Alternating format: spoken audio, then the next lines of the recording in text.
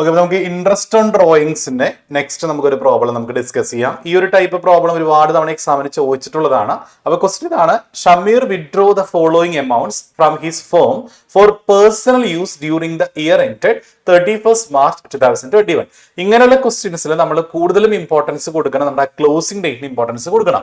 അപ്പൊ ഇവിടുത്തെ നമ്മുടെ ഫേം അവസാനിക്കുന്നത് മാർച്ച് 31-നാണ് കേട്ടോ. അപ്പൊ മാർച്ചാണ് നമ്മുടെ ഇയർ എൻഡ് എന്ന് പറയുന്നത്. അപ്പൊ ഒരു ക്വസ്റ്റ്യൻ പേപ്പർ കിട്ടുമ്പോൾ നിങ്ങൾ അതൊന്ന് അണ്ടർലൈൻ ചെയ്ത് വെക്കാൻ ശ്രദ്ധിക്കുക.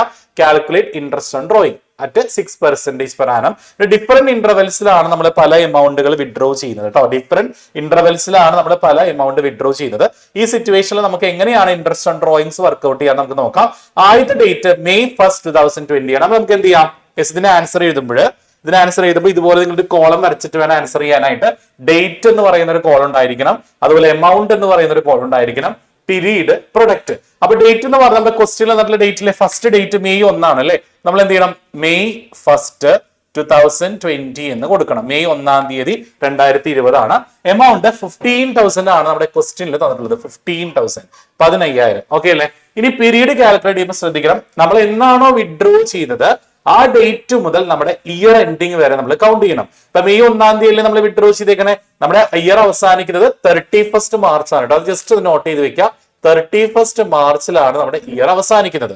അപ്പൊ May 1 മുതൽ മാർച്ച് 31 വരെ എത്ര മാസമാണ് നമ്മൾ കൗണ്ട് ചെയ്യണം? അപ്പൊ May, June, July, August, September, October, November, December, January, February, March. എത്രയാണ്? 11 month ആണ് നമുക്ക് വരുന്നത്. അത് May 1 ആയതുകൊണ്ടാണ് നമ്മൾ മെയ് കൗണ്ട് ചെയ്തത്.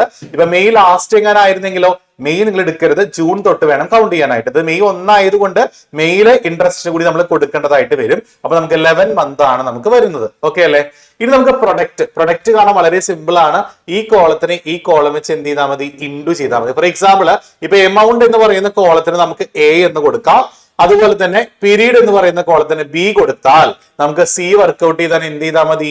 A ഇൻറ്റു B ചെയ്താൽ മതി. ഈ കോളത്തിന് ഇത് വെച്ച് ഇൻറ്റു ചെയ്യാം. അപ്പൊ 15,000 × 11 ചെയ്യുമ്പോൾ നമുക്ക് 1,65,000 ആണ് നമുക്ക് കിട്ടുക. 1,65,000 കറക്റ്റ് ആയിട്ട് നമ്മൾ എന്ത് ചെയ്യുക? എഴുതുക. ഓക്കെ, നമുക്ക് നെക്സ്റ്റ് ഡേറ്റ് എന്താ വരുന്നേ? ജൂലൈ 31st ആണ് കേട്ടോ. നെക്സ്റ്റ് ഡേറ്റ് എന്താണ്? ജൂലൈ 31 ആണ്. ജൂലൈ 31st ആണ്. ജൂലൈ 31st എന്ന് പറയുമ്പോൾ നമ്മൾ ജൂലൈ കൗണ്ട് ചെയ്യേണ്ട കാര്യമുണ്ടോ? ഇല്ല. കാരണം എന്തുകൊണ്ടാ? അത് ജൂലൈയിലെ അവസാനത്തെ ഡേ ആണ് അല്ലെ. ഒരു രാത്രി കഴിഞ്ഞാൽ ജൂലൈ കഴിഞ്ഞ് എന്തായി? ഓഗസ്റ്റ് ആയി. നമ്മൾ കൗണ്ട് ചെയ്യേണ്ടത് August, September, October, November, December, January, February, March. എത്ര മാസം? 8 month ആണ് നമുക്ക് വരുന്നത്. എമൗണ്ട് 20,000 ആണ് കേട്ടോ. 20,000 ആണ് നമ്മൾ എമൗണ്ട് വിഡ്രോ ചെയ്തിട്ടുള്ള എമൗണ്ട്. 20,000 ആണ്. മന്ത് ജൂലൈ 31 ആയതുകൊണ്ട് ജൂലൈ വേണ്ട, എന്നിട്ട് മതി ഓഗസ്റ്റ് തൊട്ട് കൗണ്ട് ചെയ്യുമ്പോൾ നമുക്ക് 8 മാസം. അപ്പൊ 8 × 20,000 നമുക്ക് ചെയ്യുമ്പോൾ 1,60,000 ആണ് നമുക്ക് കിട്ടുക. ഓക്കെ അല്ലേ? നെക്സ്റ്റ് നമ്മുടെ ഡേറ്റ് വന്നിട്ടുള്ളത് ഒക്ടോബർ 1st ആണ്. ഒക്ടോബർ 1 എമൗണ്ട് 18,000 ആണ്. ഇത് ഒക്ടോബർ 1 ആയതുകൊണ്ട് തന്നെ ഒക്ടോബർ നമ്മൾ കൗണ്ട് ചെയ്യണം. അപ്പൊ October, November, December, January, February, March. എത്ര മാസം ഉണ്ട്? 6 month ആണ്. അപ്പൊ 18,000 × 6 ചെയ്യുമ്പോൾ നമുക്ക് 1,08,000 ആണ് നമുക്ക് കിട്ടുക. 1,08,000 ആണ് നമുക്ക് കിട്ടുക. നെക്സ്റ്റ് ഡേറ്റ് ജാനുവരി 1st ആണ് കേട്ടോ. ജനുവരി 1 എമൗണ്ട് 22,000 ആണ്. 22,000 ആണ്. ജനുവരി 1 എന്ന് പറയുമ്പോൾ ജനുവരി 1 മുതൽ നമ്മുടെ മാർച്ച് 31 വരെ എത്ര മന്ത് ഉണ്ട് നോക്കി? ജനുവരി, ഫെബ്രുവരി, മാർച്ച്. എത്ര മന്ത് ആണ്? 3 മാസമാണ് വരുന്നത്. അപ്പൊ 22,000 × 3 ചെയ്യുമ്പോൾ നമുക്ക് 66,000 ആണ് നമുക്ക് കിട്ടുക. ഓക്കെ, ഇനി ഇത്രയാണ് നമ്മുടെ ക്വസ്റ്റ്യനിലുള്ള ഡേറ്റ്. ഇൻ കേസ് ഇപ്പൊ മാർച്ച് 31 എങ്ങാനും വന്നിരുന്നെങ്കിലോ? മാർച്ച് 31 ആണെങ്കിൽ നമ്മളിവിടെ 0 ഇട്ട് കൊടുക്കുക. അപ്പൊ ഈ എമൗണ്ട് വെച്ച് 0 വെച്ച് ഇൻഡു ചെയ്താൽ 0 ആണെന്ന് അറിയാലോ എല്ലാവർക്കും. അപ്പൊ അങ്ങനെ ചിലപ്പോൾ മേ ബി വരാട്ടെ, തെറ്റിക്കാനായിട്ട് ചിലപ്പോ 31st മാർച്ചിൽ ഒരു 10,000 വിഡ്രോ ചെയ്തു. അപ്പൊ നമ്മൾ എന്ത് ചെയ്യണം? ഇവിടെ 31st മാർച്ച് ചെയ്താ ഇവിടെ 10,000 എഴുതാ. ഇവിടെ 0 month ആണ് വരിക. അപ്പൊ 10,000 × 0 ആണ് കേട്ടോ മക്കളെ. ഒരിക്കലും തെറ്റിക്കരുത്, 0 ആണ്. ഓക്കെ, അപ്പൊ ഇവിടെ നമുക്ക് അങ്ങനെ ഇല്ല. ഇവിടെ നമുക്ക് ജനുവരി 1 വരെ തന്നിട്ടുള്ളൂ. ഇനി നമ്മൾ എന്താ ചെയ്യേണ്ടത്? പ്രൊഡക്റ്റിന്റെ ടോട്ടൽ നമ്മൾ കണ്ടുപിടിക്കണം. കാരണം നമ്മുടെ ഇൻട്രസ്റ്റ് ഓൺ ഡ്രോയിങ്സ് കണ്ടുപിടിക്കുക ഒരു ഇക്വേഷൻ നിങ്ങളെ പഠിപ്പിച്ചിട്ടുണ്ട് ഞാൻ. എന്താണ്? Yes, sum of products. പ്രൊഡക്റ്റിന്റെ സമ്മ് നമ്മൾ വർക്ക്ഔട്ട് ചെയ്യണം. എന്നിട്ട് അതേ ഇൻറ്റു എന്ത് ചെയ്യണം? 1/12 ചെയ്യണം.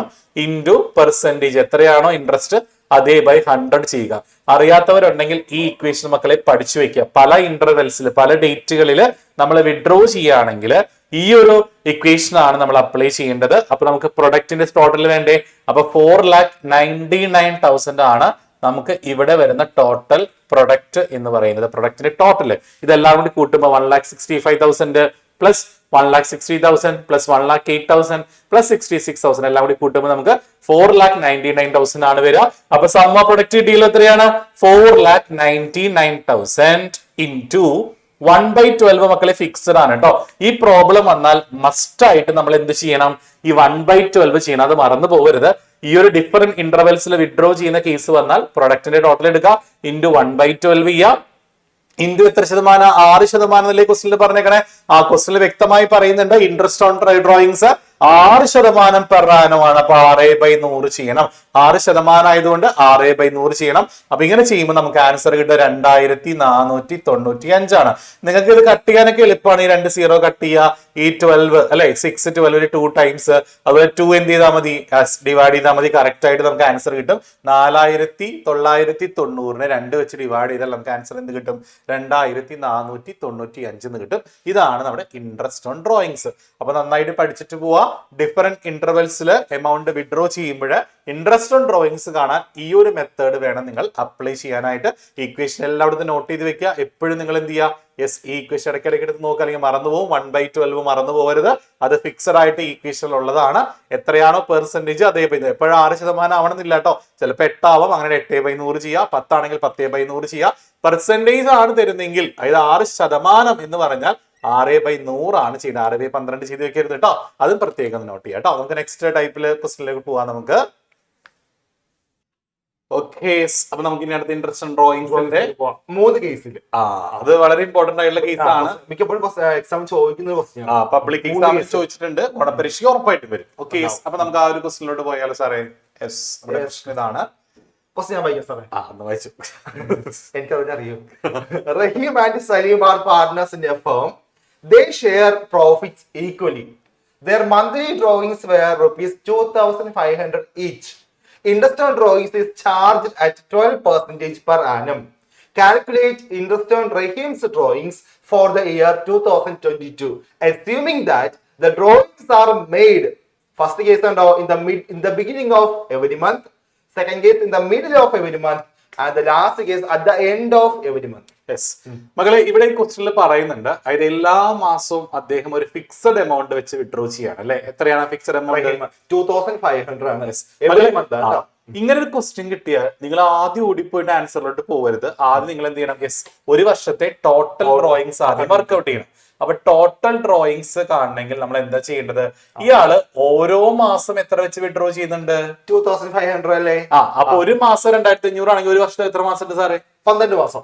അപ്പൊ 2,500 ഇൻറ്റു നമ്മൾ എന്ത് ചെയ്യണം? 12 ചെയ്യണം. അപ്പൊ നമുക്ക് 30,000 കിട്ടും. 30,000 ശരിയല്ലേ സാറേ? Yearly drawings. Yes, yearly. ഇതിപ്പോ ചിലപ്പോ മന്തിന് പകരം ക്വാർട്ടർ വരാം. ചില ക്വസ്റ്റിൽ ക്വാർട്ടർ വരാം. അങ്ങനെയാണെങ്കിൽ നിങ്ങൾ ഇൻറ്റു 12 അല്ല ചെയ്യേണ്ടത്. ഒരു വർഷത്തിൽ എത്ര ക്വാർട്ടർ ഉണ്ട്? 4 ക്വാർട്ടറൊക്കെ സാർക്ക് കൃത്യമായിട്ട് അറിയാം. ഇൻറ്റു 4 ചെയ്താൽ മതി. ഇൻറ്റു 12 ചെയ്തതിന് പകരം എന്ത് ചെയ്താൽ മതി?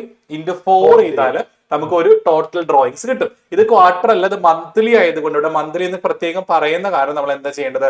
ഇൻറ്റു 12 ചെയ്തിട്ട് അതിനെ ഇയറിലോട്ട് ആക്കണം. ഇനി ഈ എമൗണ്ട് വെച്ചിട്ട് വേണം നമ്മുടെ ഈ 3 കേസ് ചെയ്യാനായിട്ട്. ഓക്കെ, നമുക്ക് ആദ്യം ഫസ്റ്റ് കേസ് ചെയ്താലോ സാറേ? ബിഗിനിങ് ഓഫ് എവരി മന്ത്, അതായത് ഓരോ മന്തിന്റെയും സ്റ്റാർട്ടിംഗ് ഡേറ്റ് ബിഗിനിങ്ങിലാണ് നമ്മൾ വിഡ്രോ ചെയ്യുന്നതെങ്കിൽ എങ്ങനെയാണ് നമുക്ക് നോക്കാം. അതായത് എല്ലാ മാസം 1-ാം തീയതി ഒക്കെ ആയിട്ട് വിഡ്രോ ചെയ്യാം അല്ലെ? അതാണ് ബിഗിനിങ് എന്ന് പറഞ്ഞാല്. അങ്ങനെയാണെങ്കിൽ നമ്മൾ ഇൻട്രസ്റ്റ് ഓൺ ഡ്രോയിങ്സ് കാണണമെങ്കിൽ നമ്മൾ എന്താ ചെയ്യേണ്ടത്? ഈ കിട്ടിയ ടോട്ടൽ ഡ്രോയിങ്സ് ഇല്ലേ 30,000 ഇൻറ്റു എന്ത് ചെയ്യണം? എത്ര പെർസെന്റേജ് ഇൻട്രസ്റ്റ് സാറേ? ഇവിടെ നോക്കിയേ 12% പറയോട്ടെ എത്രയാണെന്ന്. 12%. അപ്പൊ 12/100 തൊട്ട് മുമ്പ് നമ്മൾ പറഞ്ഞു അല്ലെ? പെർസെന്റേജ് പറഞ്ഞാല് ബൈ 100 ആണ് ചെയ്യുന്നത്, ബൈ 12 ചെയ്യരുത്. അപ്പൊ 12/100 ഇൻറ്റു മകളെ ബിഗിനിങ് ആണെങ്കിൽ ഓർത്ത് വെക്കുക. ബിഗിനിങ് ആണെങ്കിൽ എത്ര മാസത്തേക്ക് സാറേ? 6.5 ആണ്. മിഡിൽ ആണെങ്കിലോ 6 മന്തിലോട്ടാണ്. എൻഡ് ആണെങ്കിലോ സാറേ 5.5. 5.5. ഇത് ഓർത്ത് വെക്കാം മക്കളെ. ഓർഡർ കൊടുത്തേക്കാം അല്ലേ? 6.5 6 5. ഇത് ഓർഡർ മാറ്റിപ്പോയാ മാറിപ്പോരുത്. ബിഗിനിങ് ആണെങ്കിൽ 6.5 മാസം, എൻഡ് ആണെങ്കിൽ 5.5 മാസം, നടുക്ക് മിഡിൽ ആണെങ്കിലോ 6 മാസം. അങ്ങനെ പഠിച്ചു. അപ്പോ 30,000 ഇൻറ്റു 12/100 ഇൻറ്റു 6.5 മാസം അല്ലേ മക്കളെ ബിഗിനിങ് അല്ലേ നമ്മൾ ചെയ്യാൻ പോണേ. അപ്പൊ 6.5 മാത്രം ചെയ്താൽ പോരാ, ബൈ 12 ചെയ്യണം. എപ്പോഴും അടിയിൽ ബൈ 12 വരും കേട്ടോ. ബിഗിനിങ് ആണെങ്കിൽ 6.5/12, മിഡിൽ ആണെങ്കിൽ 6/12, അതുപോലെ എൻഡ് ആണെങ്കിലോ 5.5/12 ആണ് നമ്മൾ ചെയ്യേണ്ടത്. യെസ്. അപ്പൊ നമുക്ക് സിമ്പിൾ ആയിട്ട് നമുക്ക് കാൽക്കുലേഷൻ ചെയ്യാലോ സാറേ. ഈ 2 0 നമുക്ക് കട്ട് ചെയ്ത് കളയാം. 12 കട്ട് ചെയ്യാം. അപ്പൊ പിന്നെ ഡയറക്ട്ലി നമുക്ക് എന്ത് ചെയ്താൽ മതി? 300 into 6.5. 300 നമ്മൾ എന്ത് ചെയ്താൽ മതി? 6.5 വെച്ച് മൾട്ടിപ്ലൈ ചെയ്യാം. നമുക്ക് 1950 കിട്ടും കേട്ടോ. 1950. ഓക്കെ. ഇനി നമുക്ക് അടുത്തിലേക്ക് പോയല്ലോ സാറേ. അടുത്ത് കാണുന്ന ഒന്നുമില്ല മക്കളെ, ഈ ഇൻട്രസ്റ്റ് ഡ്രോയിങ്സ് ഇല്ലേ, അത് ആ ഇക്വേഷനകത്ത് ഇപ്പൊ 30,000 ഇൻറ്റു 12/100 ഇത് നമ്മൾ കറക്റ്റ് നമ്മൾ അതേപോലെ തന്നെ ചെയ്യാം. അതായത് ഇവിടെ ചെയ്ത അതേ സ്റ്റെപ്പ് തന്നെ ആദ്യത്തെ 2 സ്റ്റെപ്പ് ചെയ്യാം. ഇൻറ്റു എന്ത് ചെയ്യണം സാറേ? ഈ 6.5 ഇത് മാറും. എത്ര അറിയോ? നമുക്കറിയാലോ മിഡിൽ 6 ആണ്. അപ്പൊ 6/12 ആണ്. അപ്പൊ 6/12 ചെയ്താൽ മതി മക്കളെ. സിമ്പിൾ ആയിട്ട് ചെയ്യാം. മിഡിൽ അല്ലേ, മിഡിൽ ആണെങ്കിൽ 6 മാസത്തേക്കല്ലേ കാണാം. അപ്പൊ ഇവിടെ നമുക്ക് 2 0 കട്ട് ചെയ്ത് കളയാം. ഈ 12 നമുക്ക് വേണമെങ്കിൽ കട്ട് ചെയ്യാം. എന്നിട്ട് 300 ഇൻറ്റു എന്ത് ചെയ്താൽ മതി? 300 ഇൻറ്റു 6 ചെയ്യാം. അപ്പൊ 1800 കിട്ടും മക്കളെ. യെസ്. അടുത്ത നമ്മുടെ മൂന്നാമത്തെ കേസ് ആണ്. അത് എൻഡ് ഓഫ് എവറി മന്ത് ആണ്. അപ്പൊ ഇൻട്രസ്റ്റ് ഓൺ ഡ്രോയിങ്സ് കാണണമെങ്കിൽ ആദ്യത്തെ 2 സ്റ്റെപ്പ് സെയിം തന്നെ അല്ലേ. അപ്പൊ എന്താ വരാ? 30,000 30,000 ഇൻറ്റു 12/100 ഇൻറ്റു എന്താ വരിക? എൻഡ് ഓഫ് എവറി മന്ത് ആണെങ്കിൽ 5.5/12. യെസ്. 5.5 ആണ് വിട്ടു കൊടുക്കണ്ടേ കേട്ടോ. അപ്പൊ 5.5/12. ഇവിടെ നമുക്ക് എന്ത് ചെയ്യാം? 2 zeros കട്ട് ചെയ്യാം. ഈ 12 കട്ട് ചെയ്യാം. അപ്പൊ 300 ഇൻറ്റു 5.5 ചെയ്യുമ്പോൾ നമുക്ക് എന്ത് കിട്ടും? 1650 ആണ് നമുക്ക് ആൻസർ കിട്ടുക. ഓക്കെ. ഇത് വളരെ സിമ്പിൾ ആണ്. ഇനി ഒരു കാര്യം പറയാം, ഇവിടെ 12 നമുക്ക് ഈസി ആയിട്ട് കട്ട് ചെയ്യാൻ പറ്റി. ഇൻ കേസ് ചിലപ്പോൾ കട്ട് ചെയ്യാൻ പറ്റണമെന്നില്ല. ഇപ്പൊ 8% 8/100 അല്ലേ വരിക. അപ്പൊ നിങ്ങൾ എന്ത് ചെയ്യണം? ഇതിനെ 8 വെച്ച് ഇൻഡ്യൂ ചെയ്തിട്ട് അങ്ങനെ നിങ്ങൾ കറക്റ്റ് ആയിട്ട് ചെയ്യണം. കാൽക്കുലേഷൻ പ്രകാരം വെറുതെ കാൽക്കുലേറ്റർ അടിച്ചു കൊടുത്താൽ നമുക്ക് ആൻസർ കിട്ടും അല്ലേ. യെസ്. അപ്പൊ അത് ശ്രദ്ധിക്കുക. ഇനി വേറൊരു കാര്യം കൂടി പറയാം. ഇതിപ്പോ മന്തിന്റെ കേസാന്ന് പറഞ്ഞു. ഇത് ക്വാർട്ടർ വരാം മക്കളെ. ക്വാർട്ടർ ആണെങ്കിൽ ഒരു ക്വാർട്ടറിൽ 2,500 രൂപ വിഡ്രോ ചെയ്തെന്ന് പറഞ്ഞാൽ ടോട്ടൽ ഡ്രോയിങ്സ് എങ്ങനെ കാണുന്നത് നമ്മൾ ഓൾറെഡി പറഞ്ഞല്ലോ. എന്താ ചെയ്യേണ്ടത്? ഇൻറ്റു 12 അല്ല ചെയ്യേണ്ടത്, ഇൻറ്റു 4 ചെയ്യുക. കാരണം ഒരു ഇയറിൽ 4 ക്വാർട്ടേഴ്സ് ആണ് അല്ലെ, 4 ക്വാർട്ടർ ആണ്. അപ്പൊ ഇൻറ്റു 4 ചെയ്യുമ്പോൾ ആ ഇയറിലെ ടോട്ടൽ ഡ്രോയിങ്സ് കിട്ടും. അതായത് ക്വാർട്ടർ എന്ന് പറഞ്ഞാൽ നമുക്കറിയാം എന്താണ്, 1/4 ഭാഗം എന്നാണ് അർത്ഥം അല്ലെ. അതായത് 12 അതായത് ഇപ്പൊ ഒരു കുപ്പി എടുക്കുകയാണെങ്കിൽ ഈ കുപ്പിയുടെ അരഭാഗത്തിന്റെ ഹാഫ് അതാണ് ക്വാർട്ടർ അല്ലെ. അപ്പൊ ഒരു കുപ്പിയിൽ എത്ര ക്വാർട്ടർ ഉണ്ട് മക്കളെ? 4 ക്വാർട്ടർ ഉണ്ട്. 4 ക്വാർട്ടർ. അതായത് ഇപ്പൊ 12 മാസമാണെങ്കിൽ 3 മാസത്തിനെയാണ് നമ്മൾ ക്വാർട്ടർ എന്ന് പറയാം അല്ലെ. യെസ്. അപ്പൊ 3 + 3 6, അതായത് പകുതിയായി. പിന്നെ വീണ്ടും 3 9 9 + 3 12. അങ്ങനെ 12 മാസത്തിൽ എത്രയാണ്? 4 ക്വാർട്ടർ വരുന്നുണ്ട്. ഓരോ 3 മന്തിനെയാണ് നമ്മൾ ക്വാർട്ടർ എന്ന് പറയുന്നത്. ഇപ്പൊ ഇവിടെ എക്സാം എഴുതാൻ പറഞ്ഞത് ക്വാർട്ടർലി എക്സാമിനേഷനിൽ ഓണപ്പരീക്ഷ, അതായത് ആദ്യത്തെ 3 മാസം കഴിഞ്ഞിട്ടുള്ള എക്സാം ആണ് ഉദ്ദേശിക്കുന്നത്. Half yearly. അപ്പൊ 6 മാസത്തെ. അപ്പൊ അതൊക്കെ ശ്രദ്ധിക്കാൻ നിങ്ങള്. അപ്പൊ അവിടെ നിങ്ങൾ ചെയ്യേണ്ടത് ഇൻറ്റു എന്താണ് 4 ചെയ്യുമ്പോഴാണ് ഒരു വർഷത്തെ മൊത്തം ഡ്രോയിങ്സ് കിട്ടുക. അവിടെ ബിഗിനിങ് ആണെങ്കിൽ ഇവിടെ നോട്ട് ചെയ്ത് വെക്കാം. ബിഗിനിങ് ആണെങ്കിൽ ക്വാർട്ടറിന്റെ കേസിൽ ബിഗിനിങ് ആണെങ്കിൽ 6.5 അല്ല ചെയ്യേണ്ടത്. എത്രയാണ്? 7.5. ഇനി മിഡിൽ ആണെങ്കിൽ 2 സെയിം ആണ് കേട്ടോ മക്കളെ. യെസ്. ഇവിടെ മിഡിൽ 6 അല്ലായിരുന്നു, അവിടെയും 6 തന്നെയാണ്. ഇനി എൻഡ് ആണെങ്കിലോ 4.5. യെസ്. ഇതൊന്ന് ഓർത്ത് വെക്കാം കേട്ടോ മക്കളെ. അതായത് ഇവിടെ നമ്മൾ ബിഗിനിങ് ഓഫ് എവറി മന്ത് ചെയ്തപ്പോ 6.5/12 അല്ലേ ചെയ്തേ. ഇനി ബിഗിനിങ് ഓഫ് എവറി ക്വാർട്ടർ ആണെങ്കിൽ നിങ്ങൾ 7.5/12 ആണ് ചെയ്യേണ്ടത്. ഇനി മിഡിൽ ഓഫ് ക്വാർട്ടർ ആണെങ്കിലോ 6/12. എൻഡ് ഓഫ് ക്വാർട്ടർ ആണെങ്കിലോ 4.5 4.5 ആണ് ചെയ്യേണ്ടത്. 4.5/12 ആണ് ചെയ്യേണ്ടത്. അപ്പൊ അത് പ്രത്യേകം ശ്രദ്ധിക്കുക. ഇത് 2 കേസ് വന്ന് പഠിച്ചിട്ട് പോവാ, അടിപൊളിയായിട്ട് പഠിച്ചിട്ട് പോവാ. ഇത് എന്തായാലും എനിക്ക് തോന്നുന്നു എക്സാമിന് ഉറപ്പായിട്ട് വരും എന്നാണ് എനിക്ക് തോന്നുന്നു. ക്വാർട്ടർ അധികം വന്നിട്ടില്ല. ഇമ്പോർട്ടൻസ് കൂടുതൽ ഈ മന്ത്ലി വിഡ്രോവൽ. അപ്പൊ അതില് കുട്ടികളുടെ ഏറ്റവും കൂടുതൽ തെറ്റാറ് ഈ ഒരു സ്റ്റെപ്പാണ്. ഈ സ്റ്റെപ്പ് തെറ്റിയാൽ പിന്നെ ഫുൾ മാർക്ക് പോയി, പിന്നെ എല്ലാം തെറ്റും ഉറപ്പാണ്. ഈ സ്റ്റെപ്പ് 2500 വെച്ച് അപ്പൊ ഫുൾ അങ്ങോട്ട് തെറ്റിപ്പോകും. സാറ് തെറ്റിട്ടുണ്ട്. ഓക്കെ അപ്പൊ നമുക്ക് അടുത്ത ഒരു ടൈപ്പ് പ്രോബ്ലത്തിലേക്ക് പോയാലോ സാറേ? പോകാം. ഓക്കെ. അപ്പൊ നമ്മുടെ ഫസ്റ്റ് ചാപ്റ്ററിലെ കംപ്ലീറ്റ് ചെയ്തു. കംപ്ലീറ്റ് ചെയ്യുന്ന പറഞ്ഞാൽ ഇമ്പോർട്ടന്റ് ആയിട്ടുള്ള ക്വസ്റ്റ്യൻസ് മാത്രമേ നമ്മൾ ഇട്ടിട്ടുള്ളൂ മക്കളെ. എന്ന് കരുതിയിട്ട് അത് മാത്രം പഠിച്ചു പോകരുത്. അതില് ഒരുപാടുണ്ട്. പാർട്ട്നേഴ്സ് ക്യാപിറ്റൽ അക്കൗണ്ട്, ഫിക്സഡിലും ഫ്ലക്ച്വേറ്റിംഗ് നന്നായി പഠിച്ചു പോവാ. ചിലപ്പോൾ 8 മാർക്കിന്റെ അപ്രോപ്രിയേഷൻ വരച്ചിട്ട് ക്യാപിറ്റൽ അക്കൗണ്ട് വരയ്ക്കാനുണ്ടാവും കേട്ടോ. അപ്പൊ അത് നന്നായിട്ട് നോക്കുക. അതേപോലെ ഇൻട്രസ്റ്റ് ഓൺ ക്യാപിറ്റൽ ഒരു കേസ് മാത്രമേ നമ്മൾ ഡിസ്കസ് ചെയ്തിട്ടുള്ളൂ, വിഡ്രോ ചെയ്യുന്നത്.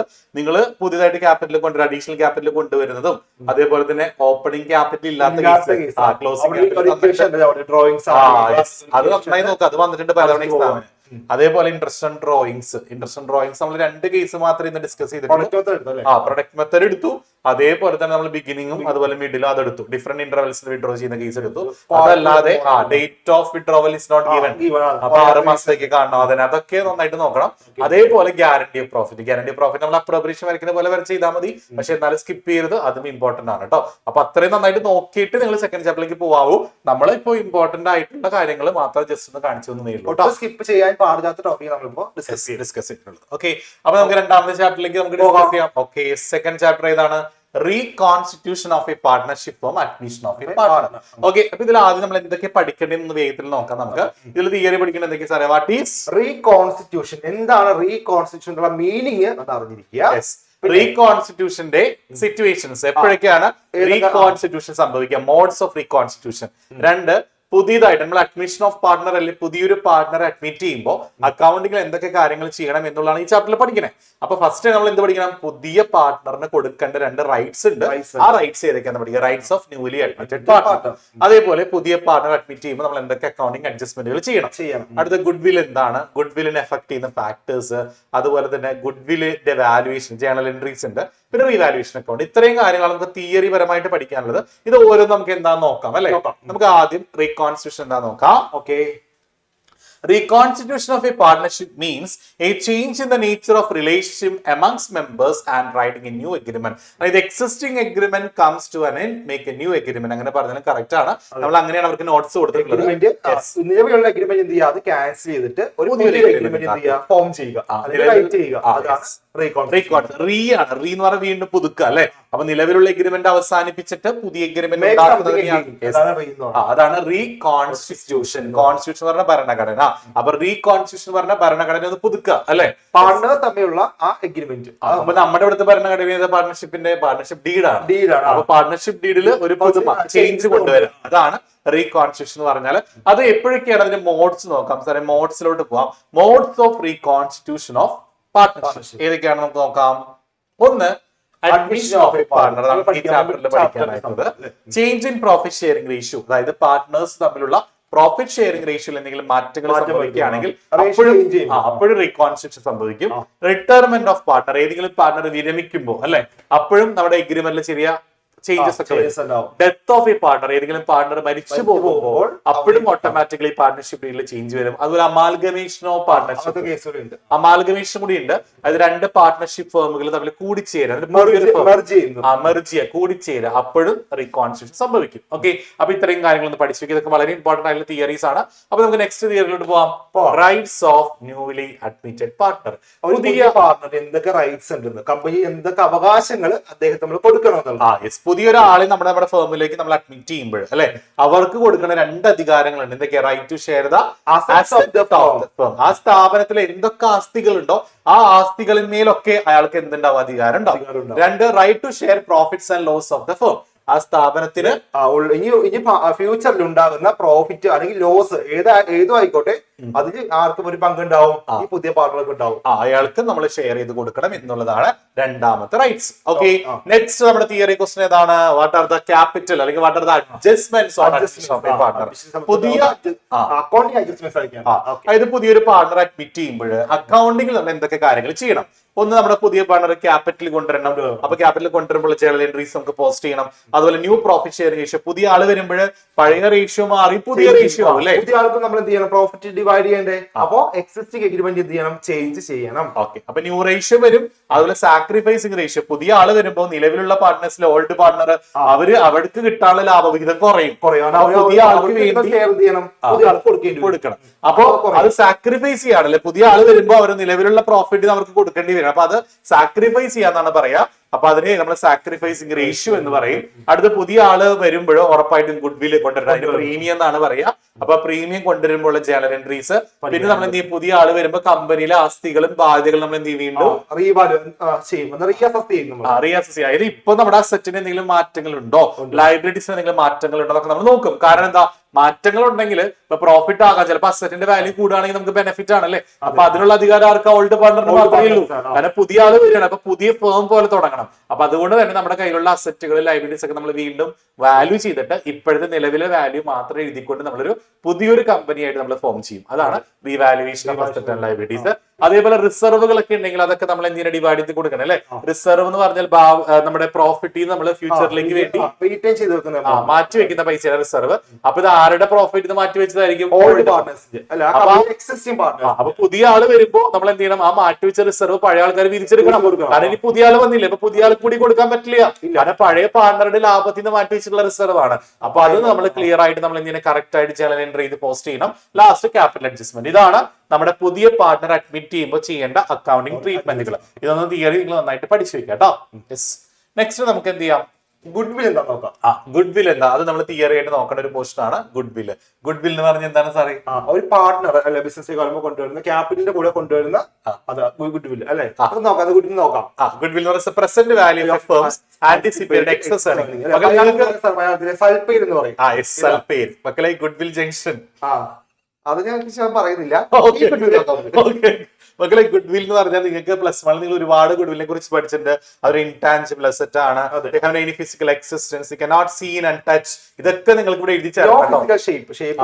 അതെ, അപ്പൊ ഇത് കനോട്ട് സീൻ ആൻഡ് ടച്ച് അല്ലെ, കാണാനോ പറ്റില്ല, തൊടാനോ പറ്റില്ല. അങ്ങനെയുള്ള ഒരു ഇൻടാൻജിബിൾ അസറ്റ് ആണ് ഗുഡ് വിൽ. ഇതൊക്കെ നിങ്ങൾക്ക് ഇവിടെ എഴുതാം.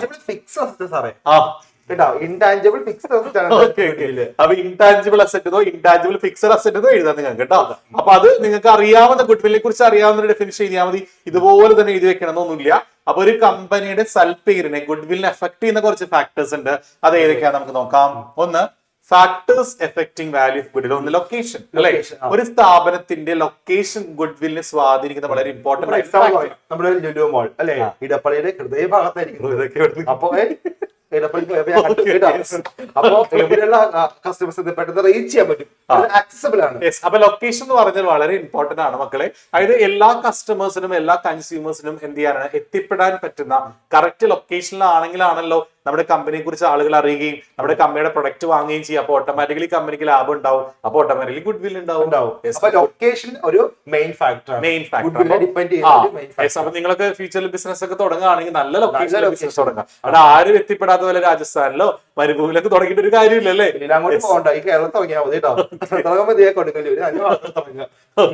നേച്ചർ ഓഫ് ബിസിനസ്, ബിസിനസിന്റെ സ്വഭാവം മക്കളെ. അതായത് ബിസിനസ് എന്ന് പറഞ്ഞാൽ നമുക്ക് ഇപ്പൊ കൺസ്യൂമർ ഏറ്റവും യൂസബിൾ ആയിട്ടുള്ള ഗുഡ്സ് ആണെങ്കിൽ ഇപ്പൊ വല്ല ഹൗസ് ഹോൾഡ് പ്രൊഡക്റ്റോ അത് നമ്മൾ സ്ഥിരം അങ്ങനെയുള്ള സാധനങ്ങൾ നമ്മൾ എന്ത് ചെയ്താല് നമ്മളൊരു ബിസിനസ് ആയിട്ട് നടത്തിയാല് ഓട്ടോമാറ്റിക്കലി ഗുഡ് വിൽ ഉണ്ടാക്കാനും കൂടുതൽ ലാഭം ഉണ്ടാക്കാനും നമുക്ക് പറ്റും. മെഡിസിൻ ഒക്കെ ആണെങ്കിൽ എപ്പോഴും ഡിമാൻഡുള്ള സാധനം. അപ്പൊ ഒരു മെഡിക്കൽ സ്റ്റോർ ഒക്കെ ആണെങ്കിൽ അതുപോലെ ഹോട്ടല് അല്ലെ, ഹോട്ടലിൽ പറയാതിരിക്കാനും വയ്യ. നല്ല ഫുഡ് കൊടുക്കണം. അപ്പൊ നല്ല ഫുഡൊക്കെ കൊടുത്താൽ ഓട്ടോമാറ്റിക്കലി ആ ഹോട്ടലിൽ നല്ല പേരൊക്കെ ഉണ്ടെങ്കിൽ ഓട്ടോമാറ്റിക്കലി എന്താണ് കൂടുതൽ പ്രോഫിറ്റ് ഉണ്ടാക്കാനും അതുവഴി ഒരുപാട് ഗുഡ് വിൽ ഉണ്ടാക്കാൻ നമുക്ക് സാധിക്കും. അതുപോലെ മാനേജ്മെന്റ് കാര്യക്ഷമത, ഇപ്പൊ വിന്നേഴ്സ് എടുക്കുകയാണെങ്കിൽ നമുക്ക് അറിയാം അല്ലെ, എഫിഷ്യന്റ് മാനേജ്മെന്റ് ഉണ്ടായിരിക്കണം അല്ലെ.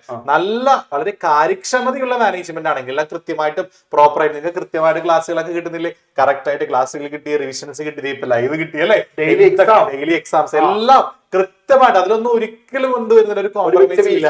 അപ്പോ ഈ കാര്യക്ഷമത എന്ന് പറഞ്ഞാൽ മാനേജ്മെന്റ് കാര്യക്ഷമത ഈസ് വളരെ ഇമ്പോർട്ടന്റ് ആയ ഫാക്ടർ ആണ്. അപ്പൊ ഓട്ടോമാറ്റിക്കലി ഇത്രയും കാര്യങ്ങൾ നിങ്ങൾക്ക് കിട്ടുമ്പോൾ നിങ്ങൾക്ക് നല്ല റിസൾട്ട് കിട്ടും. അപ്പൊ നിങ്ങൾ രണ്ടുപേരോട് പറയും, അപ്പൊ ഓട്ടോമാറ്റിക്കലി എന്ത് കിട്ടും? നല്ല അപ്പൊ അതുകൊണ്ട് നിങ്ങൾ എന്ത് ചെയ്യണം? ഒരു 10 പേരോട് പറയാം.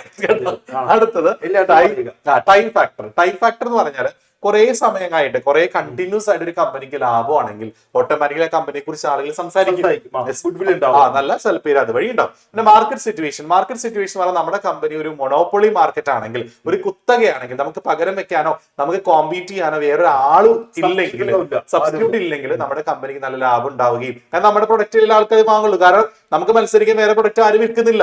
അപ്പൊ നമ്മുടെ കമ്പനി നമ്മുടെ പ്രൊഡക്റ്റ് ആളുകൾ വാങ്ങുകയും അതുവഴി കൂടുതൽ ലാഭം ഉണ്ടാക്കാനും കൂടുതൽ സെയിൽസ് കൂട്ടാനും അതുവഴി നമുക്ക് ഗുഡ് വിൽ ഏൺ ചെയ്യാനും പറ്റും. അപ്പൊ ഇതൊക്കെയാണ് മെയിൻ ആയിട്ടുള്ള ഫാക്ടർ. സ്പെഷ്യൽ അഡ്വാൻസ് നിങ്ങൾക്ക് വേണമെങ്കിൽ എഴുതി വെക്കാവുന്നേ ഉള്ളൂ.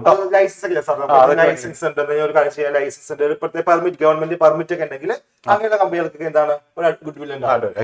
അപ്പൊ ഈ പറയുന്ന ഫാക്ടറുകൾ മക്കളെ തിയറി മാർക്കിനനുസരിച്ച് നിങ്ങൾ എക്സ്പ്ലെയിൻ ചെയ്യാൻ ശ്രദ്ധിക്കണം. ഇപ്പൊ നമ്മൾ ഫാക്ടർ മാത്രമേ എഴുതിയിട്ടുള്ളൂ. നിങ്ങൾ എന്ത് ചെയ്യണം, എക്സ്പ്ലനേഷനും കൂടി ചെയ്താലേ എഴുതിയാൽ മതി. അല്ലെങ്കിൽ ബ്രീഫ് ആയിട്ട് എക്സ്പ്ലെയിൻ ചെയ്താൽ ഓക്കെ. നെക്സ്റ്റ് നമുക്ക് പോവാം. Okay, change. അടുത്ത ടോപ്പിക് എന്ന് പറയുന്നത് വാട്ട് ആർ ദ എന്താണ് പറയുന്നത്, need for valuation of good will ആണ്. മക്കളെ എപ്പോഴൊക്കെയാണ് നമ്മൾ ഗുഡ് വിൽ വാല്യൂ ചെയ്യുക? എപ്പോഴൊക്കെ ഗുഡ് വിൽ വാല്യൂ ചെയ്യുക? ഒന്ന്, റേഷ്യോയിൽ മാറ്റം വരുമ്പോൾ ഗുഡ് വിൽ വാല്യൂ ചെയ്യും. പുതിയൊരു പാർട്ണർ അഡ്മിറ്റ് ചെയ്യുമ്പോൾ നമ്മൾ ഗുഡ് വിൽ വാല്യൂ ചെയ്യും. ഏതെങ്കിലും ഒരു പാർട്ണർ വിരമിച്ചു പോകുമ്പോൾ, ഏതെങ്കിലും പാർട്ണർ മരിച്ചു പോകുമ്പോൾ, dissolution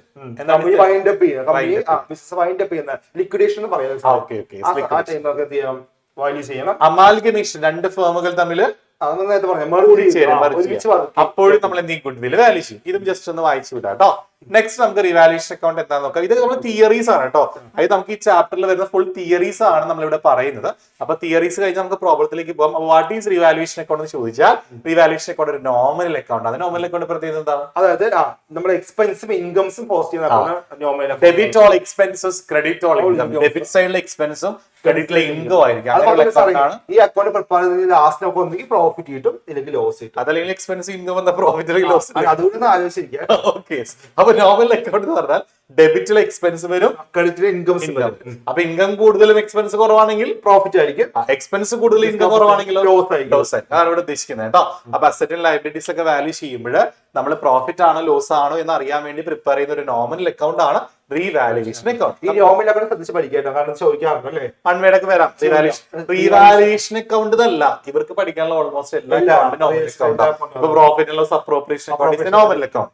revaluation account is a nominal account കേട്ടോ.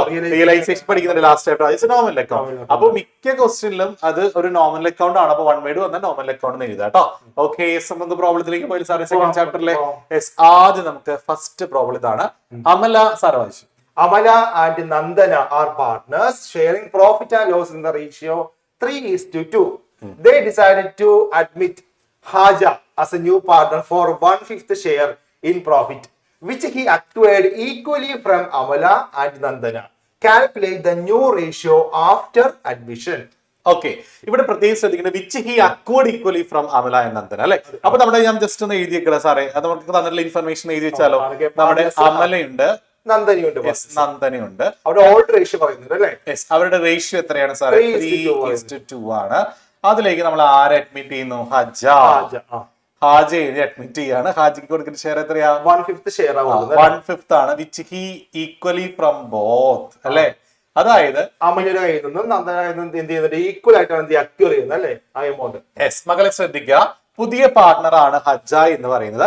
ഹജ്ജയ്ക്ക് കൊടുക്കേണ്ട ഷെയർ 1/5 ഭാഗമാണ്. ഈ 1/5 ഭാഗം ഹജ്ജ അമലയുടെ കയ്യിൽ നിന്നും നന്ദനയുടെ കയ്യിൽ നിന്നും ഈക്വൽ ആയിട്ട്. ഈക്വൽ എന്ന് പറയുന്നത് സാറേ, ഒരു 20 ആപ്പിള് ഹജ്ജയുടെ കയ്യിൽ ഉണ്ടെങ്കിൽ ഹജ്ജ രണ്ടുപേർക്ക് തുല്യമായിട്ട് കൊടുക്കാന്ന് പറഞ്ഞാൽ 20ന്റെ പകുതി. അപ്പൊ 1/5 ഹാഫ് എടുത്താൽ പോലെ സാറേ. ഹാഫ് ആണെങ്കിൽ 1/5 അപ്പൊ 1/10 ഇൻഡു ചെയ്യുമ്പോ മക്കളെ ഇവിടെ ഇൻഡു ആണെങ്കിൽ നിങ്ങൾ നേരിട്ടാണ് ഇൻഡു ചെയ്യേണ്ടത്. പ്ലസോ മൈനസോ ആണെങ്കിലാണ് ക്രോസ് മൾട്ടിപ്ലിക്കേഷൻ ചെയ്യേണ്ടത് കേട്ടോ. അപ്പൊ ഇൻഡു ആണെങ്കിൽ 1/1 5x2 10 ആണ്. അപ്പൊ 1/10 ഫ്രം അമല, അതേപോലെ 1/10 ഫ്രം നന്ദന. അപ്പൊ രണ്ടുപേരുടെ കയ്യിൽ നിന്നും തുല്യമായിട്ട് എടുക്കുകയാണ് ചെയ്യുന്നത്. അപ്പൊ അമലയുടെ കയ്യിൽ ഏകദേശം, അല്ലെങ്കിൽ അമലയുടെ കയ്യിൽ ഓൾറെഡി എത്ര ഉണ്ടായിരുന്നു? 3/5 അല്ലെ, 3:2 അല്ലേ. അപ്പൊ ഞാനിനി അമലാന്ന് എഴുതുന്നില്ല സാറേ, ഞാൻ ഏന്ന് എഴുതിക്കോട്ടെ. എഴുതിക്കോളൂ. പക്ഷെ നിങ്ങൾ എഴുതരുത് കേട്ടോ, നിങ്ങൾ ഫുൾ നെയിം എഴുതണം. അപ്പൊ എ ന്യൂ ഷെയർ കാണെങ്കിൽ അമലയുടെ ഇനി ന്യൂ ഷെയർ കണ്ടുപിടിക്കണമെങ്കിൽ അമലയുടെ കയ്യിൽ എത്ര ഉണ്ടായിരുന്നു? 3/5 എങ്ങനെ 5 കിട്ടിയെന്ന് മനസ്സിലായല്ലോ. 3ഉം 2ഉം കൂടി കൂട്ടിയാൽ എത്രയാണ്? 5. അപ്പൊ 5ൽ 3 ഭാഗം അമലയുടെയും 5ൽ 2 ഭാഗം ആരുടെ? നന്ദനയുടെയാണ്. അപ്പൊ 3/5 ആണ് അമലയുടെ. ഈ 3/5 നിന്നും അമല എത്ര കൊടുത്തു നമ്മുടെ ഹജയ്ക്ക്? 1/10 കൊടുത്തു. അപ്പൊ 3/5 എന്ത് കുറയ്ക്കാ? 1/10 കുറച്ചാൽ ഇനി അമലയുടെ കയ്യിലുള്ള ബാക്കിയുള്ള ഷെയർ കിട്ടും. അതാണ് അമലയുടെ പുതിയ ഷെയർ അല്ലെ. അപ്പൊ ഇത് വേണമെങ്കിൽ ക്രോസ് ചെയ്യാം, അല്ലെങ്കിൽ ഡിനോമിനേറ്റർ സെയിം ആക്കാം. ഡിനോമിനേറ്റർ സെയിം ആക്കാൻ എളുപ്പം, കാരണം അടിയിൽ 10 ആണ് വലിയ സംഖ്യ. അപ്പൊ ഈ 5നെ എന്താക്കിയാൽ മതി? 10 ആക്കിയാൽ മതി. അപ്പൊ 5നെ 10 ആക്കണമെങ്കിൽ എത്ര വെച്ച് ഇൻഡു ചെയ്യണം സാറേ? 2. അപ്പൊ അടിയിൽ മാത്രം ചെയ്താൽ മതിയോ? മുകളിൽ നമ്മൾ എന്താണ് 2 വെച്ച് ഇൻഡു ചെയ്യണം. അപ്പൊ 3 × 2 6. അപ്പൊ 6/10 മൈനസ് 1/10. മക്കളെ അടിയിൽ ഡിനോമിനേറ്റർ സെയിം ആണെങ്കിൽ നമുക്ക് നേരിട്ട് മൈനസ് ചെയ്യാം, ക്രോസ് ഒന്നും ചെയ്യണ്ട. അപ്പൊ 6 ന്ന് 1 കുറച്ചാൽ 5/10 ആണ് നമ്മുടെ അമലയുടെ പുതിയ ഷെയർ. ഇതേപോലെ നമുക്ക് നന്ദനയുടെ കണ്ടാലും സാറേ കണ്ടുപിടിക്കാം. അപ്പൊ നന്ദനാസ് ന്യൂ ഷെയർ ആണെങ്കിൽ നന്ദനയുടെ ഓൾഡ് ഷെയർ എത്രയായിരുന്നു? 2/5 2/5 ആണ്. അതിൽ നിന്ന് നന്ദനയും എത്ര തന്നെയാണ് കൊടുത്തത്? 1/10 കൊടുത്തു. അപ്പൊ രണ്ടുപേരും കൊടുത്തത് 1/10 ആണ്. അപ്പൊ രണ്ടുപേരുടെ കയ്യിൽ നിന്ന് മൈനസ് ചെയ്യുമ്പോൾ 1/10 കുറച്ചാൽ മതി. അപ്പൊ അടിയിലത്തെ ഡിനോമിനേറ്റർ 2ന്റെ ഏറ്റവും വലുതേതാ? 10 ആണ്. അപ്പൊ 5നെ എന്താക്കണം? 10 ആക്കണം. 5നെ 10 ആക്കണം. എത്ര വെച്ചിട്ട് ചെയ്യണം? അടിയിൽ മാത്രം ചെയ്താൽ മതിയോ? മുകളിലും ചെയ്യണം. അപ്പൊ 2 4. അപ്പൊ 4/10 മൈനസ് 1/10. 4ൽ നിന്ന് 1 കുറച്ചാൽ 3. യെസ്. അപ്പൊ 3/10. അപ്പൊ മക്കളെ നമ്മുടെ അമലയുടെ പുതിയ ഷെയർ കിട്ടിയ എത്രയാണ്? 5/10. നന്ദനയുടെ പുതിയ ഷെയർ കിട്ടിയല്ലോ 3/10. പക്ഷെ റേഷ്യോ എഴുതുമ്പോഴ് 3 പേരില്ലേ സാറേ? ഇവിടെ ഹജയും കൂടി ഉണ്ടല്ലേ. അപ്പൊ നമുക്ക് എന്ത് ചെയ്യാം? ആ റേഷ്യോ എടുത്ത് ചെയ്താം. 5/10 നമ്മുടെ ഹജയുടെ 1/5 കൊടുക്കണം. മൊത്ത ഷെയർ 1/5 എഴുതാം അല്ലെ. പക്ഷെ നമുക്ക് റേഷ്യോ എഴുതണമെങ്കിൽ എപ്പോഴും അടിയിൽ കിടക്കുന്ന നമ്പർ സെയിം ആയിരിക്കണം. അപ്പൊ അമലയുടെ നന്ദനയുടെ അടിയിൽ 10 കിടക്കണം അല്ലെ. അപ്പൊ അതാണ് വലിയ നമ്പർ. അപ്പൊ ഈ 5നെ എന്താക്കണം? 10 ആക്കി കൺവേർട്ട് ചെയ്യണം. അപ്പൊ 10 ആക്കണമെങ്കിൽ എത്ര വെച്ച് ഇൻഡു 2 വിളിക്കണം. അപ്പൊ താഴെ മാത്രം മതിയോ? മുകളിൽ വരും. അപ്പൊ റേഷ്യോ വന്നല്ലോ എത്രയാ? 5:5:3:2. ഇതാണ് നമ്മുടെ ന്യൂ റേഷ്യോ മക്കളെ. വളരെ സിമ്പിൾ ആണ്. 5:3:2 ആണ് നമ്മുടെ ന്യൂ പ്രോഫിറ്റ് ഷെയറിംഗ് റേഷ്യോ. വളരെ സിമ്പിൾ ആണ്. സാറേ ഒരു ക്വസ്റ്റ്യൻ കൂടി ചോദിക്കട്ടെ. ഇവിടെ സാക്രിഫൈസിംഗ് റേഷ്യോ ആണ് കാണാൻ പറഞ്ഞിരുന്നതെങ്കിലോ എന്ത് ചെയ്യണം? ഈ ന്യൂ റേഷ്യോ ഈ ഓൾഡ് റേഷ്യോ എന്ത് ചെയ്യണം? കുറയ്ക്കണം. അപ്പൊ ഓൾഡ് റേഷ്യോ നമ്മൾ എന്ത് ചെയ്യണം? ന്യൂ റേഷ്യോ മൈനസ് ചെയ്യണം. ഇനി ഇവിടെ കഷ്ടപ്പെട്ട് ചെയ്യണ്ട. കാരണം എന്താ? രണ്ടുപേര് തുല്യമായിട്ടല്ലേ കൊടുക്കണം സാർ. അപ്പൊ 1:1 മകളെ കഷ്ടപ്പെട്ട് ചെയ്യണ്ട. 1:1 അങ്ങോട്ട് കൊടുത്താൽ നമുക്ക് ചെയ്ത് നോക്കിയാലും 3/5 അല്ലെ. അപ്പൊ ഒരു കാര്യം ശ്രദ്ധിക്കുക, എന്താണ് ഇത് ഈക്വലി കൊടുക്കുന്നതുകൊണ്ട് 1:1 ആയിരിക്കും. അപ്പൊ എന്ത് ചെയ്യാ? അത് 1:1 ആണ് ആലോചിക്കുക. ഇത് 1/10 ഫ്രം അമല, 1/10 ഫ്രം നന്ദനയിലെ കൊടുത്തേക്കാണ്. അപ്പൊ ഇവര് പുതിയ ആൾക്ക് വേണ്ടി ത്യജിച്ചേക്കുന്നത്, സാക്രിഫൈസ് ചെയ്യുന്നത് 1/10 വെച്ചാണ്. അപ്പൊ 1/10:1/10 ദാറ്റ് ഈസ് 1:1 ആണ്. ഓക്കെ. അപ്പൊ എല്ലാവർക്കും ക്ലിയർ ആയെന്ന് കരുതുന്നു. നമുക്ക് നെക്സ്റ്റ് ക്വസ്റ്റിലോട്ട് പോയാലോ? ഓക്കെ. നമ്മുടെ നെക്സ്റ്റ് സിമ്പിൾ ക്വസ്റ്റ്യൻ അല്ലെ. 2 ഐറ്റംസ് മാത്രമേ important. Jittu and Muthu are partners in a firm, sharing profits and losses in the ratio of 3:2. Jittu Muthu partners ആണ്. ജിത്തു മുത്തു. എസ് പണ്ടൊരു ബാലരമേൽ ഉണ്ടായിരുന്നില്ലേ? അത് മുത്തു പിന്നെ ആരായിരുന്നു? മഴയില്ലേ? വിക്രം. വിക്രം. Okay.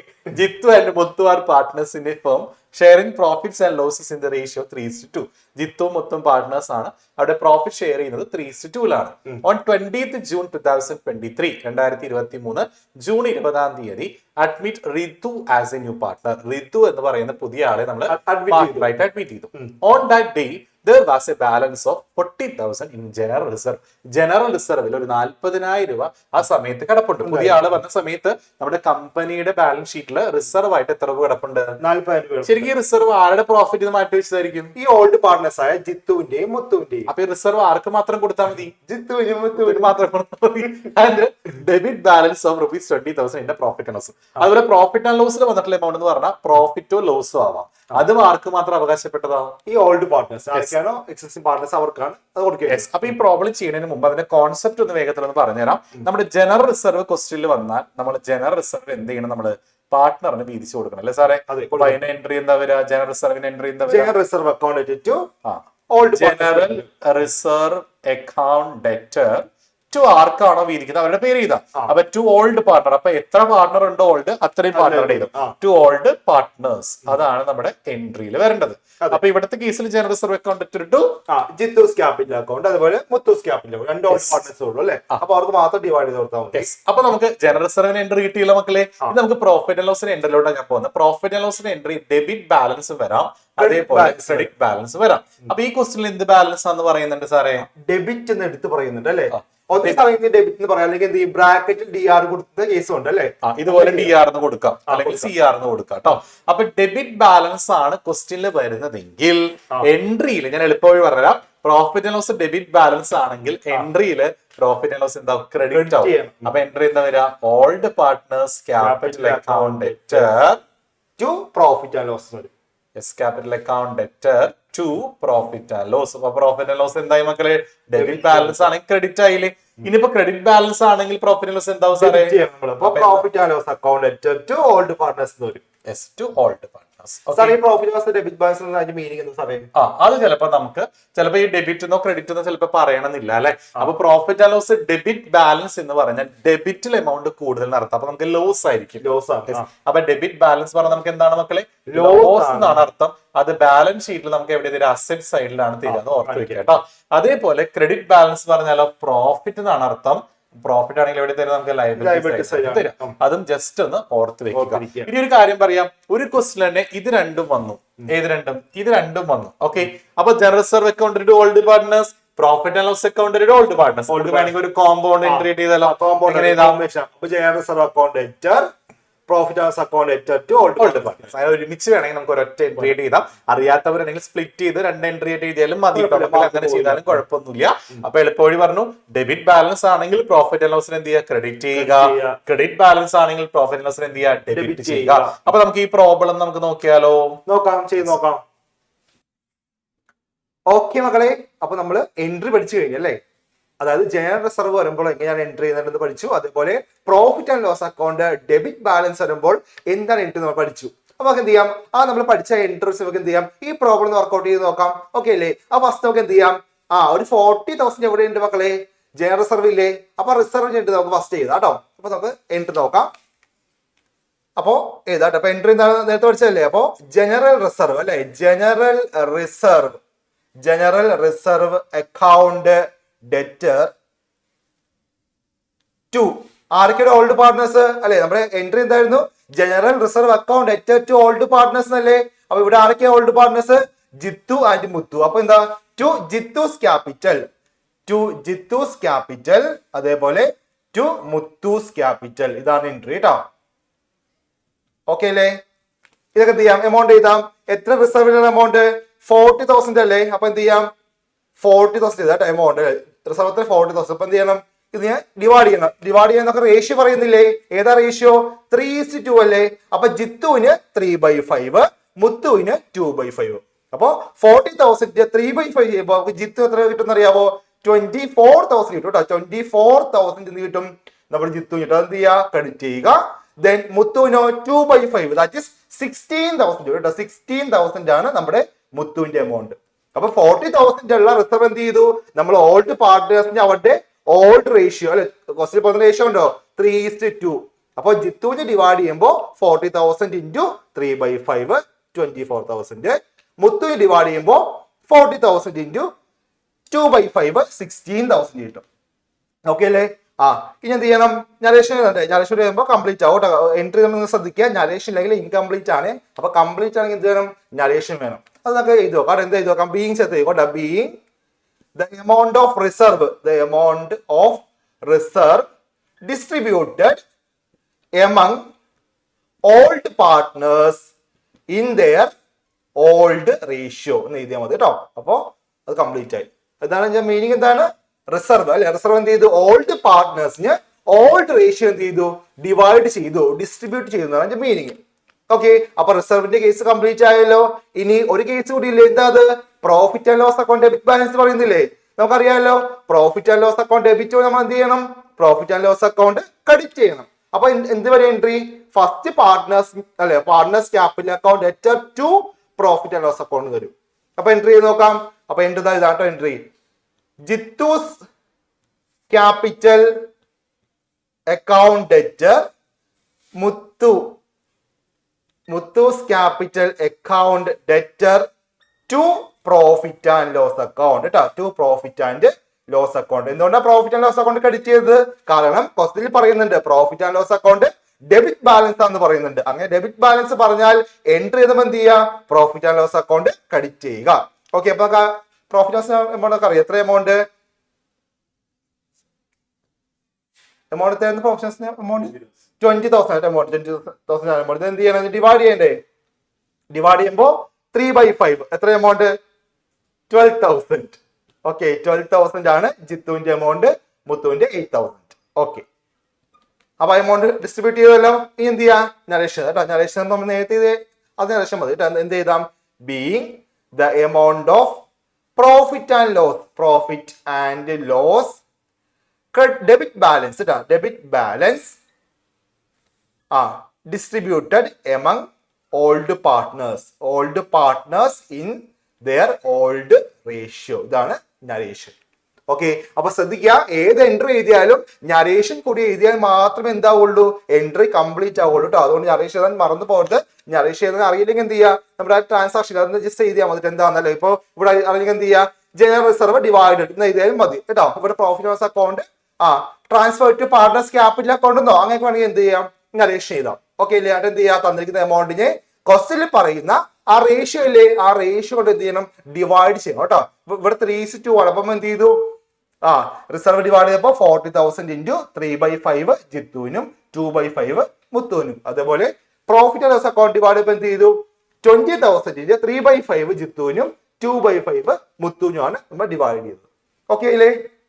ഓക്കെ,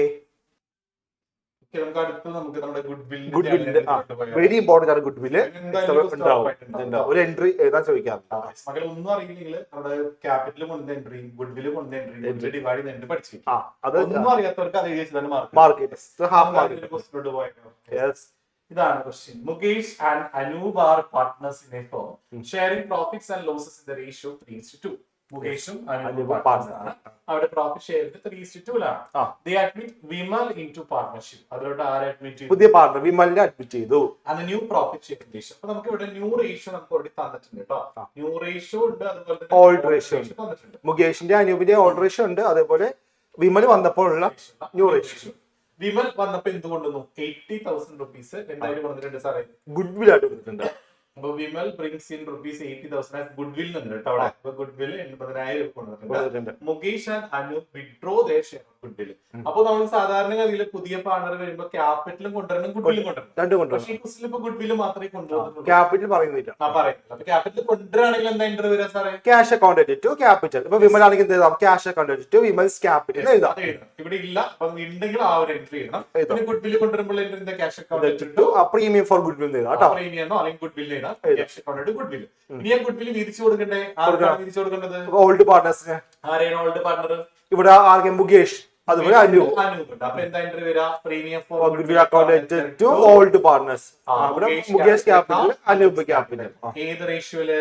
അവിടെ സാക്രിഫൈസിങ് കേട്ടോ. ഈ തന്നിരിക്കുന്ന രണ്ട് റേഷ്യോ അല്ല, ഇവിടെ ഓൾഡ് റേഷ്യോ പറയുന്നുണ്ട്, ന്യൂ റേഷ്യോ പറയുന്നത്. അപ്പം എന്ത് ചെയ്യണം? സാക്രിഫൈസ് റേഷ്യോ കണ്ടുപിടിക്കണം. ന്യൂ റേഷ്യോ തരാത്ത സിറ്റുവേഷൻ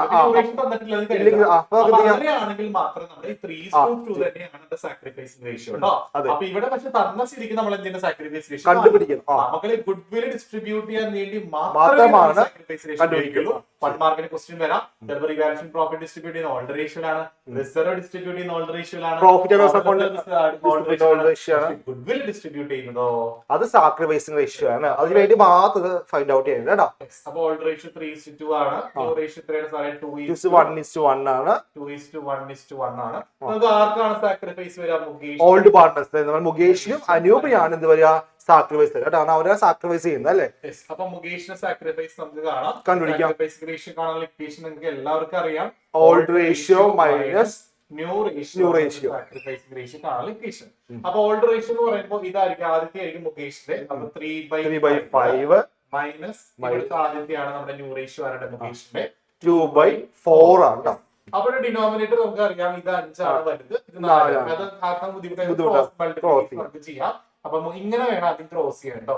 ഇങ്ങനെ ക്രോസ് ചെയ്ത് ഇങ്ങനെയാണ് ആദ്യം ക്രോസ് ചെയ്യുന്നത്. അതെ. അപ്പൊ ഓർത്തിരിക്കുക കേട്ടോ. 3 × 4 എത്രയാ?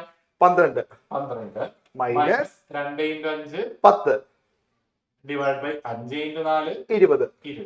12ൽ നിന്ന് 10 കുറച്ചാൽ 2/20. അപ്പൊ നമുക്ക് അത് കിട്ടിയിട്ടുണ്ട്. ഇനി നമ്മുടെ ആരുടെ അനൂപിന്റെ സാക്രിഫൈസ് കണ്ടുപിടിക്കണം. നമുക്ക് കണ്ടുപിടിക്കാം. അപ്പൊ ഓൾഡ് റേഷ്യോ അനൂപിന് എത്രയാ? 2/5 ആണ് മൈനസ് 1/4 ആണ്. ഡ്യൂറേഷൻ 1/4 ആണ്. നമുക്ക് ഇവിടെ എന്ത് ചെയ്യാം? നമുക്ക് ക്രോസ് മൾട്ടിപ്ലിക്കേഷൻ ചെയ്യാം. ആദ്യം ഇങ്ങനെയാണ് ക്രോസ് ചെയ്യേണ്ടത്. അപ്പൊ 2 × 4 എത്രയാണ്? 8 ആണ്. 8 ആണ്. മൈനസ് 1 × 5 എത്ര വരും? 5 ആണ്. Divide by 5 × 4 that is 20. അപ്പൊ 8 - 5 എത്രയാണ് സാറേ? 8 - 5 3. അപ്പൊ 3/20 നമുക്ക് കിട്ടിയിട്ടുണ്ട്. അപ്പൊ നമ്മുടെ മുകേഷിന്റെ സാക്രിഫൈസ് 2/20. അനൂപിന് സാക്രിഫൈസ് 3/20 ആണ്. റേഷ്യോ 2:3 ആണ് റേഷ്യോ. നമുക്ക് എന്ത് കിട്ടിയിട്ടുണ്ട്? സാക്രിഫൈസ് റേഷ്യോ നമുക്ക് കിട്ടിയിട്ടുണ്ട്. ഈ റേഷ്യോ വേണം നമ്മൾ എന്ത് ചെയ്യാൻ? ഈ പുതിയ പാർട്ണറായ വിമൽ കൊണ്ടുവന്ന ഗുഡ്വില്ല് ഓൾഡ് പാർട്ട്നേഴ്സ് ആയ മുകേഷിനും അനൂപിനും ഡിവൈഡ് ചെയ്യാം കേട്ടോ. ശ്രദ്ധിക്കുക, ഓൾഡ് റേഷ്യോ അല്ല, ന്യൂ റേഷ്യോ അല്ല, സാക്രിഫൈസ് റേഷ്യോ എന്ത് ചെയ്യേണ്ടത്? ഗുഡ്വില്ല് ഡിസ്ട്രിബ്യൂട്ട് ചെയ്യേണ്ടത്. അപ്പൊ ഓൾഡ് റേഷ്യോ ന്യൂ റേഷ്യോ തന്നാൽ മാത്രം നിങ്ങൾ എന്ത് ചെയ്താൽ മതി? അത് മൈനസ് ചെയ്ത് കണ്ടുപിടിക്കുക, വർക്ക്ഔട്ട് ചെയ്താൽ മതി. ഇപ്പൊ ന്യൂ റേഷ്യോ തന്നിട്ടില്ലെങ്കിൽ ഓൾഡ് റേഷ്യോ തന്നെയാണ് സാക്രിഫൈസ് റേഷ്യോ കേട്ടോ. അതൊന്നും അറിയാം സാറേ, ഇവിടെ കുറയ്ക്കാനൊന്നും ഇല്ലല്ലോ. അപ്പൊ ഇതെടുക്കാൻ പറ്റുള്ളൂ അല്ലേ? എങ്ങനെ സാക്രിഫൈസ് കണ്ടിരിക്കുക? ഓൾഡ് റേഷ്യോ ന്യൂ റേഷ്യോ കുറയ്ക്കല്ലേ? ന്യൂ റേഷ്യോ ഇല്ലെങ്കിൽ എന്തെങ്കിലും കുറയ്ക്കാൻ പറ്റുമോ? ഇല്ല. അപ്പൊ എന്ത് ചെയ്യുക? ഓൾഡ് റേഷ്യോ എന്ത് ചെയ്യുക? സാക്രിഫൈസിംഗ് ആയിട്ട് കൺസിഡർ ചെയ്യുക. പക്ഷെ ഇവിടെ നമ്മൾ ഗുഡ്വിൽ ഡിസ്ട്രിബ്യൂട്ട് ചെയ്താൽ മാത്രം പോരാ. കാരണം എന്താ? മുകേഷ് ആൻഡ് അനൂപ് വിഡ്രോ ചെയ്തു. അവർക്ക് കിട്ടിയ ഗുഡ്വിൽ അവർ എന്ത് ചെയ്തു? കമ്പനി തന്നെ വെക്കാതെ അവരത് പിൻവലിച്ചു. ഒരിക്കലും അവരുടെ അക്കൗണ്ടിൽ ഇല്ല പൈസ. അവർ കമ്പനി എന്ത് ചെയ്തു? ആ പൈസ അവര് പിൻവലിച്ച് കൊണ്ടുപോകാൻ. അപ്പൊ നമ്മൾ ഗുഡ്വിൽ ഡിസ്ട്രിബ്യൂട്ട് ചെയ്ത എൻട്രി മാത്രം എഴുതിയാൽ പോരാ, അവർ വിഡ്രോ ചെയ്ത എൻട്രി കൂടി നമുക്ക് എഴുതാം. നമ്മുടെ എൻട്രി ഒന്ന് ജസ്റ്റ് ഒന്ന് എഴുതിയാലോ സാറേ? അപ്പൊ നമുക്ക് ആദ്യം ഗുഡ്വിൽ കൊണ്ട് എൻട്രി ചെയ്തിട്ടുണ്ട് ജസ്റ്റ് എഴുതിയാൽ മതി. നമുക്ക് ഫസ്റ്റ് എൻട്രിയിലോട്ട് പോവാം. എന്താ? Cash account to premium for goodwill കേട്ടോ. ഗുഡ്വിൽ കൊണ്ടുവരുന്നില്ല കേട്ടോ. അപ്പൊ എന്ത് ചെയ്താം? Cash account debtor to premium for goodwill അല്ലേ? പ്രീമിയം ഫോർ ഗുഡ്വിൽ കൊണ്ടുവന്നു. എത്ര രൂപയാണ്? 80,000, 80,000 ആണ്. അപ്പൊ നമ്മൾ ക്യാഷില് ഡെബിറ്റിൽ നമ്മൾ എന്ത് ചെയ്യുക? 80,000 എഴുതുക. അതേപോലെ ക്രെഡിറ്റിൽ നമ്മൾ എന്ത് ചെയ്യുക? 80,000 എഴുതുക. ഇനി എന്ത് ചെയ്യണം നമ്മൾ നെക്സ്റ്റ്? ഇനി എന്ത് ചെയ്യണം? ഈ കൊണ്ടുവന്ന ഗുഡ്വില്ല് പാർട്ട്നേഴ്സ്, ഓൾഡ് പാർട്ട്നേഴ്സ് എന്ത് ചെയ്യണം? ഡിവൈഡ് ചെയ്യണം. ആ ഡിവൈഡ് ചെയ്യുമ്പോൾ നമുക്ക് എന്താവശ്യമാണ്? ഈ പറയുന്ന സാക്രിഫൈസ് റേഷ്യോ ആവശ്യമാണ്. ഈ റേഷ്യോ എന്ത് ചെയ്യാൻ? എമൗണ്ട് ഡിവൈഡ് ചെയ്യാം അല്ലേ? അപ്പൊ entry old partners capital account debtor to premium for goodwill എന്നാണ്. ഇവിടെ പേര് പറഞ്ഞവർക്ക് എന്ത് ചെയ്യാം? Premium for goodwill account debtor to old partners capital account. അതാണ് നമ്മൾ ഡിസ്ട്രിബ്യൂട്ട് ചെയ്യുമ്പോൾ എഴുതേണ്ട എൻട്രി. ഓക്കെ, അപ്പൊ എൻട്രി ഏതാണ്? Premium for goodwill account debtor to old partner. ആരൊക്കെയാണ്? മുകേഷും Anoop. To Mukesh capital to Anoop capital. അപ്പൊ എത്രയാണ് പ്രീമിയം കൊടുക്കുന്നത്? 80,000 ആണ്. നമ്മൾ ഡിവൈഡ് ചെയ്ത് കൊടുക്കണം. അപ്പൊ 80,000 ഇൻറ്റു എന്ത് വേണം? 2/5. അതുപോലെ 80,000 ഇൻറ്റു 3/5 അല്ലെ? ഇത് വളരെ സിമ്പിൾ ആണ്. നമുക്ക് 2:3 എന്ന് പറയുന്നത് നമുക്കറിയാം 5. നമുക്ക് ഈ 80 കട്ട് ചെയ്ത് കളയാം. അപ്പൊ എത്ര വരുന്നുണ്ട്? 80,000 ഇൻറ്റു 2/5 ആണ് നമ്മൾ ചെയ്യേണ്ടത്. അപ്പൊ 80,000 ഇൻറ്റു 2/5 ചെയ്യുമ്പോ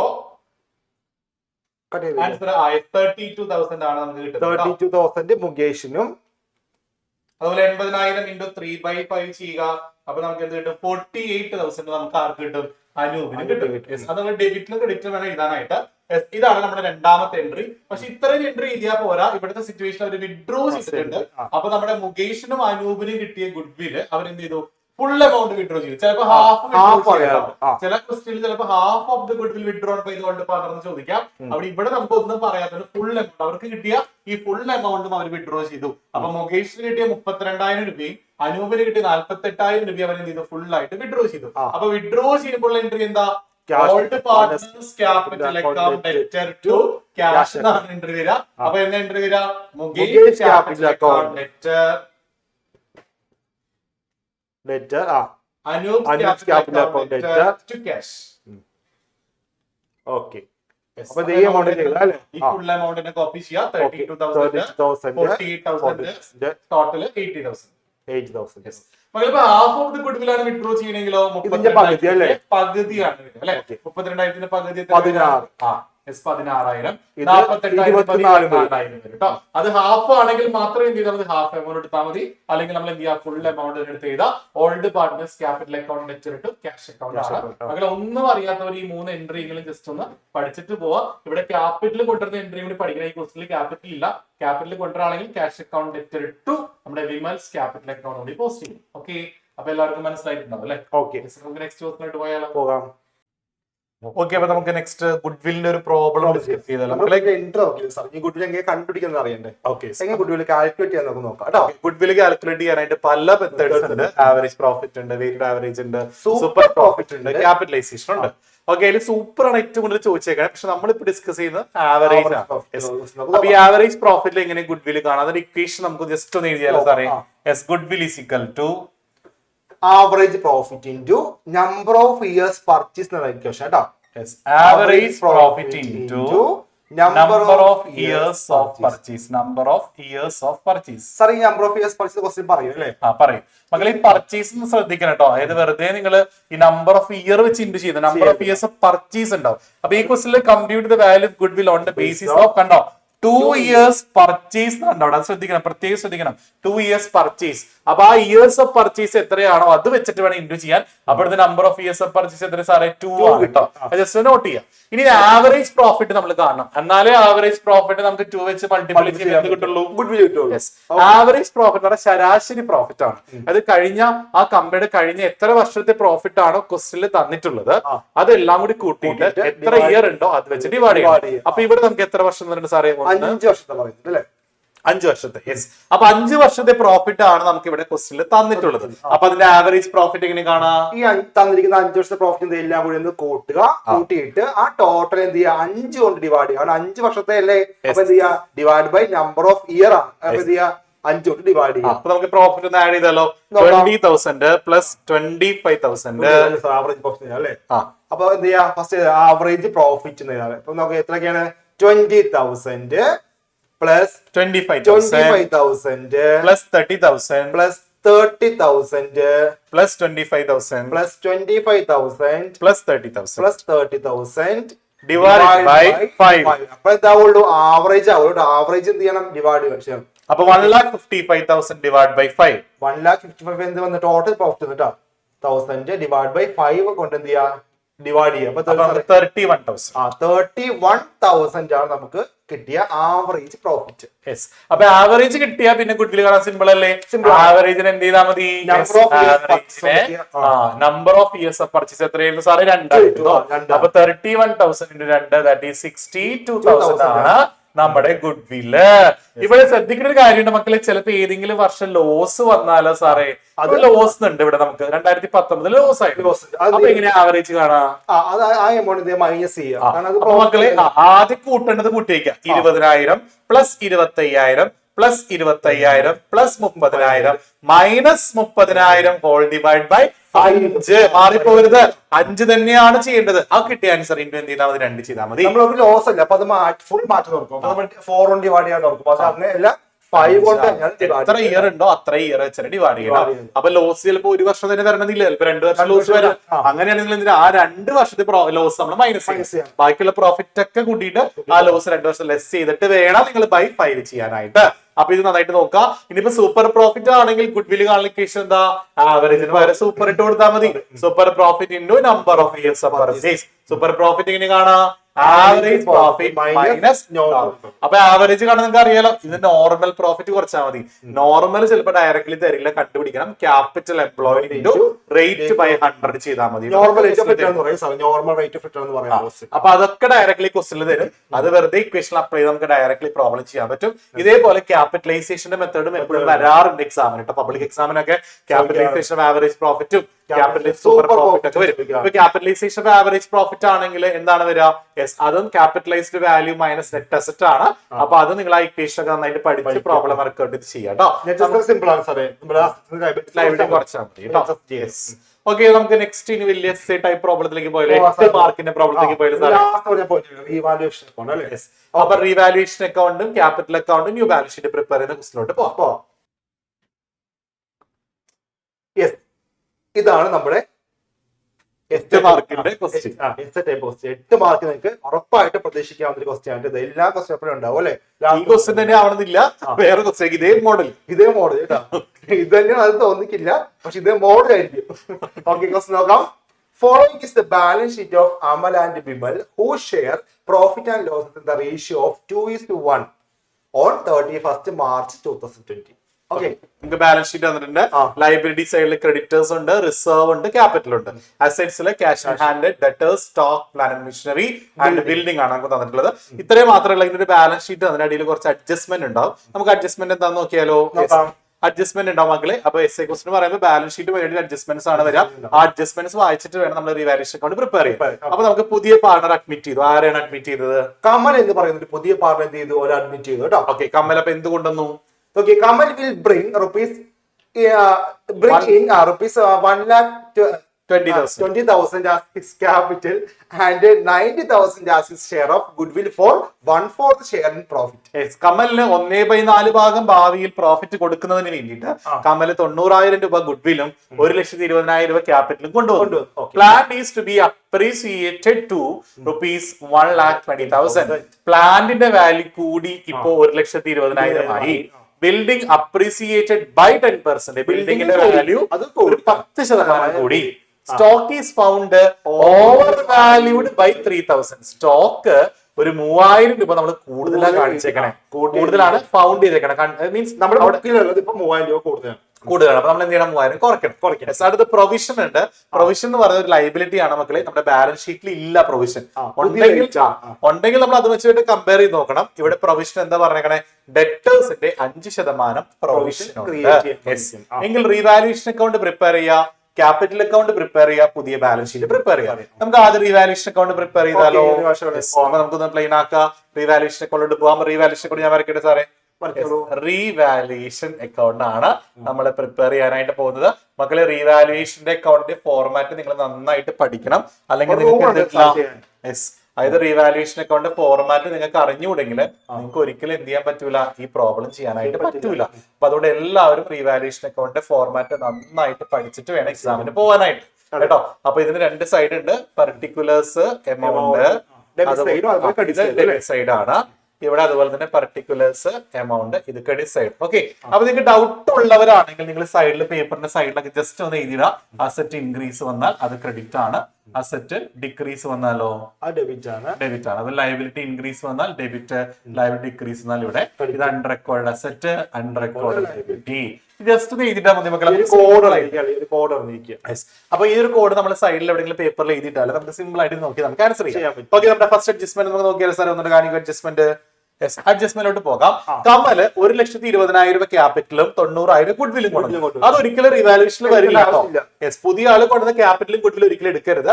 അല്ലാതെ എക്സിസ്റ്റിംഗ് അസറ്റിനും എക്സിസ്റ്റിംഗ് ലയബിലിറ്റീസ് ഉണ്ടാവുന്ന ചേഞ്ച് മാത്രമേ കാണിക്കുള്ളൂ. ചേഞ്ച്, ഓൺലി ചേഞ്ച് കേട്ടോ. മാറ്റം മാത്രമേ നമ്മൾ റിവാലുവേഷൻ അക്കൗണ്ടിൽ കാണിക്കുള്ളൂ. ഓക്കെ, അപ്പൊ നമ്മുടെ രണ്ടാമത്തെ അഡ്ജസ്റ്റ്മെന്റ് പറയുന്നുണ്ട്.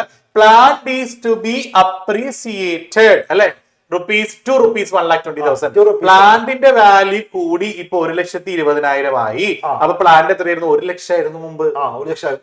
ബാലൻസ് ഷീറ്റിൽ പ്ലാന്റ് 1,00,000 ആയിരുന്നു മക്കളെ. ഇപ്പൊ 1,20,000 ആയി. അപ്പൊ എന്ത് സംഭവിച്ചു സാറേ? 20,000 രൂപ ആ ചേഞ്ച് ആണ് എടുക്കേണ്ടത്.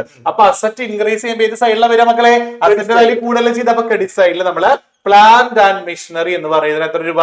20,000 ഓൺലി ട്ടോ. ചേഞ്ച് മാത്രമേ എഴുതാൻ പാടുള്ളൂ. ഇപ്പോഴത്തെ വാല്യൂ എല്ലാം ഇതാണ്, ചേഞ്ച് ആണ് എഴുതേണ്ടത്. യെസ്, അടുത്തത് ബിൽഡിംഗ് അപ്രീസിയേറ്റഡ് ബൈ 10%. ബിൽഡിംഗിന്റെ വാല്യൂ 10% കൂടി. അപ്പൊ ബിൽഡിംഗ് ബാലൻസ് ഷീറ്റിൽ എത്രയാണ് നോക്കുക? ബാലൻസ് ഷീറ്റിൽ 1,50,000 ആണ് ബാലൻസ് ഷീറ്റിൽ കിടക്കണം. അപ്പൊ അതേ ഇൻറ്റു 10% എന്ന് പറയുമ്പോൾ 10/100. അപ്പൊ നമുക്ക് എന്ത് കിട്ടി? 15,000 കൂടാണ് ചെയ്തത്. അപ്പൊ അസറ്റ് കൂടുമ്പോൾ എവിടെ വരിക? അസറ്റ് ഇൻക്രീസ് ചെയ്യുമ്പോൾ എവിടെ? ക്രെഡിറ്റ് സൈഡില്. എന്താണ്? ബിൽഡിംഗ്. നിങ്ങൾക്ക് ബൈ 2 എന്ന് പറഞ്ഞ് എഴുതാം കേട്ടോ. നിങ്ങൾക്ക് ബൈ 2 എന്ന് പറഞ്ഞ് എഴുതാം. ബൈ ആണെങ്കിൽ നമ്മളിവിടെ ജസ്റ്റ് കോമൺ ആയിട്ട് എഴുതിയാലും പോരെ സാറേ? എന്നിട്ട് ബാക്കി എഴുതി തരുന്നാൽ മതി. അപ്പൊ എത്ര? ബിൽഡിംഗ് എത്ര കൂടി? 15,000 ഇൻക്രീസ് ചെയ്തിട്ടുണ്ട്. 15,000 എഴുതി. Next, stock is found overvalued by 3,000.